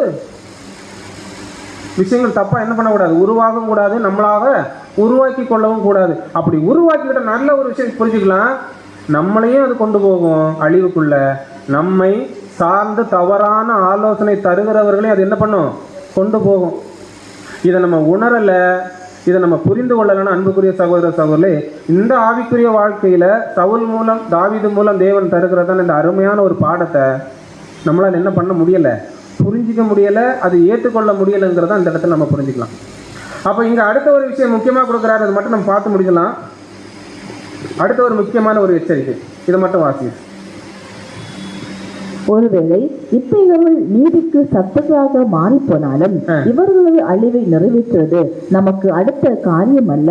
ராஜ்யத்திற்கு நம்மை அழைத்தவரும் ராஜ்யத்தை தம்முடைய ஏற்ற வேளையில் நமக்கு தருவதாக வாக்களித்தவருமான கர்த்தர் தற்காலத்தில் நாம் சமாதானமாய் வாழ வேண்டும் என்பது தம்முடைய சித்தமாக காணப்படுது என்று தெரிவிக்கிறார்.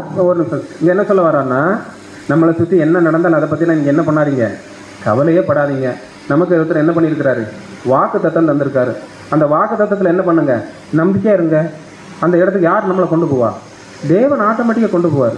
அவரை நம்பி இருக்கும்போது இங்கே தாவீதுகிட்ட இருக்கிற பாடமே தான். அவரை நம்பி நம்ம இருந்தோம்னா அந்த நம்பிக்கை நம்மளை தவறு செய்ய விடாது, பாவம் செய்ய அனுமதிக்காது, எந்த ஒரு தீங்கான காரியத்துக்கும் நம்மளை உட்படுத்தாது.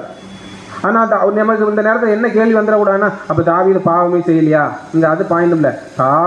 பாவம் செஞ்சாலும் அந்த பாவத்துக்காக போய் மன்னிப்பு கேட்குறேன்னா, மன்னிப்பு கேட்கலன்னா என்ன நிலைமை, மன்னிப்பு கேட்டால் என்ன நிலைமைங்கிறதா இந்த பாடத்தில் தேவன் நமக்கு தரக்கூடியதான முக்கியமான படிப்பினையே. சவுல் கேட்கல, ஆனால் பிற்பாடு தாவீது பாவம் பண்ணுறது மன்னிப்பு கேட்குறாரு, மன்னிக்கிறார்.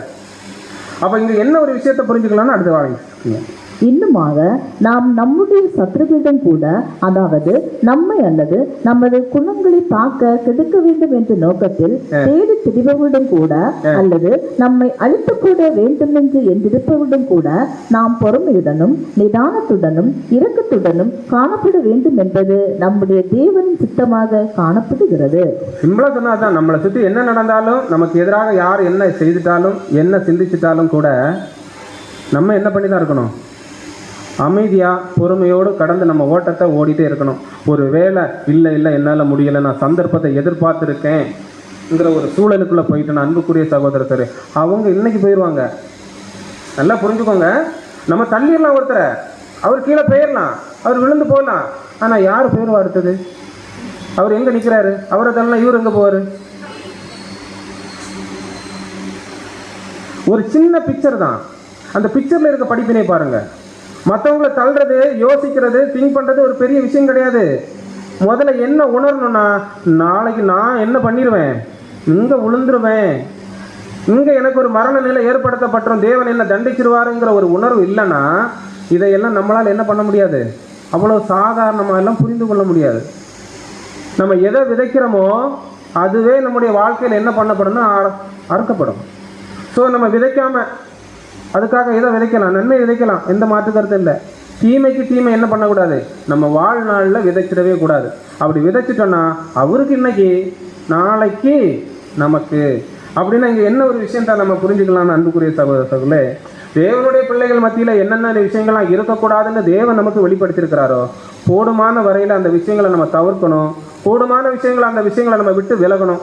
அப்படி விலகுனாதான் இந்த அருமையான தாவீது மற்றும் சவுலுடைய வாழ்க்கையில் நடந்த அருமையான பாடங்கள் நமக்கு என்ன இருக்குது, பிரயோஜனமானதாக இருக்குது.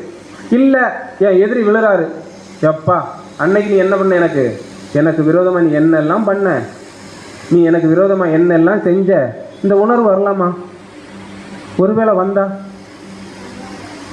இல்லை, ஒருவேளை வந்தா ஏதாவது வசனம் ஞாபகத்துக்கிறதா? நீதிமொழி 24:17 மற்றும் 18 ERV-லேருந்து போட்டிருக்கேன். நீதிமொழி 24:17 முதல், உன் எதிரிக்கு துன்பம் வரும்போது அதை கண்டு மகிழ்ச்சி அடையாதே, அவன் விழும்போது மகிழ்ச்சி அடையாதே. நீ அவ்வாறு செய்தால் கர்த்தர் அதனை காண்பார், அதற்காக கர்த்தர் மகிழ்ச்சி அடைய மாட்டார். கர்த்தர் உன் எதிரிக்கு உதவி செய்வார். என்ன சொல்றாரு? எதிரி விழும்போது என்ன பண்ணாத, ரொம்ப சந்தோஷப்படாத. சிம்பிளா சொல்ல போனா, அப்படி ஒருவேளை நீ சந்தோஷப்பட்டு மன மகிழ்ச்சியா இருந்தேன்னா கர்த்தர் அவனிடத்திலிருந்து உன்னிடத்தில் உள்ள பார்வையை எடுத்து யார்கிட்ட கொடுத்துருவாரு, அங்கே வச்சுருவார். யாருக்கு இரக்கம் காட்டுவார்? சத்துவுக்கு இரக்கம் காட்டுவார். இதை யார் செய்யலை? தாவீது செய்யவே இல்லை. அப்போ இந்த வசனம் யாருக்கு பொருந்தும்? தாவீதுக்கு முழுமையாக இந்த பாடத்தில் பொருந்தது. ஆனால் யாருக்கு பொருந்தணும்? அதெல்லாம் என்னது, ஒரு நிழல், நமக்காக ஏற்படுத்தப்பட்ட பாத்திரங்கள். ஆனால் உண்மையிலே இந்த வசனங்களை கை கொள்ள வேண்டியது யாருன்னா யாரு? நாம தான். அதான் இங்க கொடுக்குறாரு. இது வேண்டாம், இதை மட்டும் வாசி. உண்மையா இது, பொறுமையா இது, தவறை சுட்டிக்காட்டவில்லை, மன்னிப்புக்காக கெஞ்சி கேட்கவில்லை, மாறாக நம்பிக்கையை அறிக்கைவிட்டார். ஏனெனில் தேவன் தம்முடைய நீதியை நிலைநாட்டுவார். என்ன சொல்றாரு? சவுலுடைய தவறை என்ன பண்ணல, சுட்டி காட்டல. அடுத்து என்னது? தவறை சுட்டி காட்டவில்லை, மன்னிப்பு கெஞ்சி கேட்கல, மனதார நம்பிக்கை அறிக்கையிட்டா. யார்கிட்ட? தேவன் மேல நம்பிக்கையா இருந்தார். அவருக்கு என்ன முடிச்சு, இல்லை நன்மையாக என்ன வந்துட்டு முடிஞ்சு. அதுக்காக சவுலுக்கு என்ன பண்ணல, பயப்படல. சவுலுக்கு பயப்படல. ஓடினார்னு நினைச்சோம் நம்ம, என்ன நினைச்சோம், அவருக்கு பயந்து ஓடினாரு, அவர் எதுக்க திராணி இல்லாம ஓடினார் இல்ல. அவர் ஒரு வேளை என் மேல கை வச்சுட்டா பதிலுக்கு நான் செய்யற என்ன இருக்கு, வெட்டுறதுக்கு வாய்ப்பு இருக்கு. இதுதான் தேவன் எதிர்பார்க்கக்கூடிய அன்புக்குரிய சகோதர சகோதரிகளை. அப்படின்னா எந்த ஒரு சூழ்நிலை, அடுத்த நமக்கு ஒரு கேள்வி வரலாம். என்ன கேள்வி வரலாம்னா, திடீரென்று சவுலுடைய மனமாற்றம், திடீர்னு என்ன சொல்றாரு, சால்வே மலைக்கு கோகைக்கு இந்த பக்கம் கொண்டு நான் வெட்டின்னு சொல்றாரு இல்லை எங்கன்னு.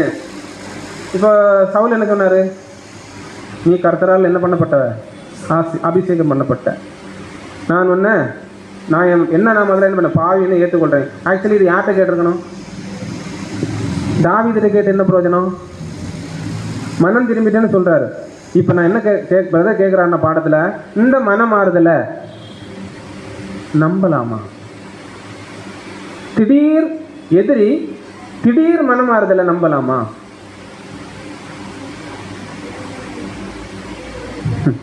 வாசி. அப்பொழுது சவுல், நான் பாவம் செய்தேன், என் குமாரனாகிய தாவீதே திருப்பி வா, என் ஜீவன் இன்றைய தினம் உன் பார்வைக்கு அருமையாக இருந்தபடியால் இனி உனக்கு ஒரு பொல்லாப்பும் செய்யேன். இதோ நான் மதியற்றவனாய் மகா பெரிய தப்பிதம் செய்தேன் என்றான். இப்ப என்ன சொல்ற, தன்னை தவற ஒத்துக்கிட்டாரு. என் மகனே என்ன பண்ணு, என்கிட்ட வந்துரு. போயிருந்தா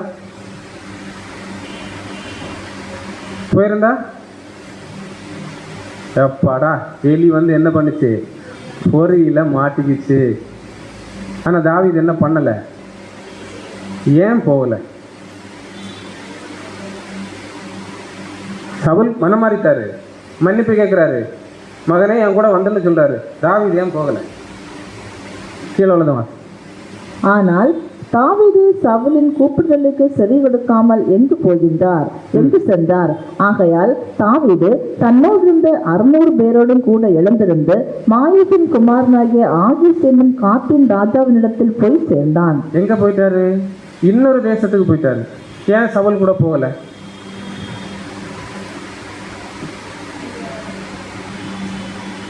சத்துருவையும் பகைவர்களையும் உடனே நம்பிவிடக் கூடாது. என்ன சொல்றாரு? உடனே என்ன பண்ணிடக்கூடாதான்? எச்சரிக்கையான நிதானமா கூப்பிடுறாரு, போகலாமா போக வேண்டாமா. அவங்க என்ன கொடுக்குறாருன்னா, சத்துருக்களை உடனே நம்ம என்ன பண்ணிடக்கூடாது? நம்பி விடக்கூடாது. எதன் அடிப்படையில்? 2 விஷயமும் நடக்க வாய்ப்பு இருக்கு. 2 விஷயமும் நடக்க வாய்ப்பு இருக்கு. நல்லது நடக்க வாய்ப்பு இருக்கு. வாய்ப்பை பயன்படுத்தி கொலை பண்றதுக்கு என்ன இருக்கு? வாய்ப்பு இருக்கு. அதான் கீழே கொடுக்கிறாரு, வாசி. உணர்ச்சி வசப்பட்ட நிலை வேறு, இருதய மாற்றம் வேறு.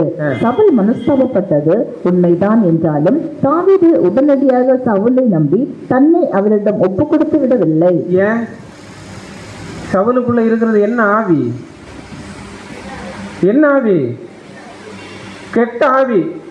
அது எப்ப வேணாலும் மனம் மாறதுக்கு என்ன இருக்கு? வாய்ப்பு இருக்கு. தாவீதுக்குள்ள இருக்கிறது என்ன ஆவி? இப்ப தேவனுடைய ஆவி சொல்லுது, எப்பா அவனை நம்பிராத, நீ அவன் பின்னாடி போயிடாத, ஒரு வேளை கொஞ்ச நாள் போகட்டும், அவருடைய மனமாறுதல் பூரா உனக்கு அவருடைய கிரியை தெரியும் பட்சத்தில் நீ என்ன பண்ணலாம்? போகலாம். வாசிக்கலாம். நமக்கான பாடம், நம்முடைய சத்துருக்கள் தற்காலிகமாக உணர்ச்சி வசப்பட்டு தங்கள் தவறுகளை ஒப்புக்கொண்டால் அதை குணத்தில் ஏற்பட்ட நல் மாற்றம் என்று உடனடியாக நம்பிவிடக் கூடாது. உடனடியெல்லாம் என்ன பண்ணிடக்கூடாது? நம்பிடக்கூடாது. வாழ்க்கையின் முறையில, அவங்களுடைய பேச்சுகள் முறையில, அவங்களோட நடக்கை முறையில, பொதுவான விஷயங்கள் முறையில எப்படி இருக்குது, நன்மையா சரியா, தேவன் விரும்ப பண்ணுமா இருக்குதா இல்லையான்னு பார்க்காம சத்துரு கூட போய் உடனே என்ன பண்ணிடக்கூடாதான்? ஜாயின் பண்ணிடக்கூடாது. ஆனா என்ன பண்ணக்கூடாது? அவங்கள வெறுக்கக்கூடாது, அவங்கள புறம்பே தள்ளக்கூடாது, அவங்கள்ட்ட அன்பு காட்டணும். இதுலெல்லாம் எந்த காம்ப்ரமைஸில் பண்ணி தான் ஆகணும். ஆனால் அவங்களுக்கு கூட போய் சேரணும், அவங்களுக்கு கூட போய் ஐக்கியமாக இருக்கணும்னு என்ன இல்லை, கொடுக்கல. ஏன் போகல? எங்கே போயிட்டாரு? புறதேசத்துக்கு போயிட்டாரு. இவருக்கு கிட்ட போனால் கண்டிப்பாக இவர் என்ன ஆகுவார்? நம்மளை கொன்று போடுவாருங்கிற மனநிலை யாருக்கு தெளிவா தெரிஞ்சிருக்குன்னா தாவீதுக்கு தெரிஞ்சிருக்கு. அன்புக்குரிய சகோதரர்களே, அடுத்த வாசி. அவர்கள் இதயம் உண்மையிலேயே மாறியுள்ளதா என்பதை நிரூபித்து காண்பிப்பதற்கு போதுமான கால அவகாசம் கொடுக்கப்பட வேண்டும். அதுவரை அது ஒரு தற்காலிக உணர்ச்சி வசப்பட்ட நிலையாக மட்டுமே நாம் கருத வேண்டும். அந்த மனமாறுதல் ஒரு நல்ல விஷயம்தான். இது முழுமையா?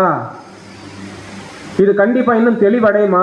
பழைய நிலைக்கு இவர் வருவாரா, வந்துட்டாராங்கிறத நம்ம அறியாம, உணராம, புரிந்து கொள்ளாம அவங்க கூட எல்லாம் என்ன பண்ண முடியாது?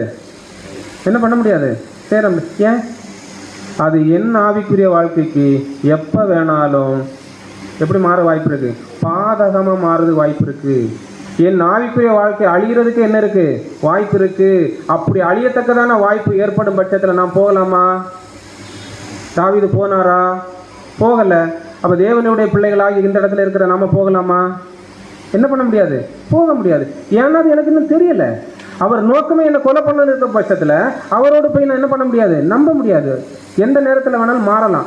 ஆனா மாறுதல் ஒரு நாள் என்ன ஆகும்? பூர்ணமா தெளிவடையும்.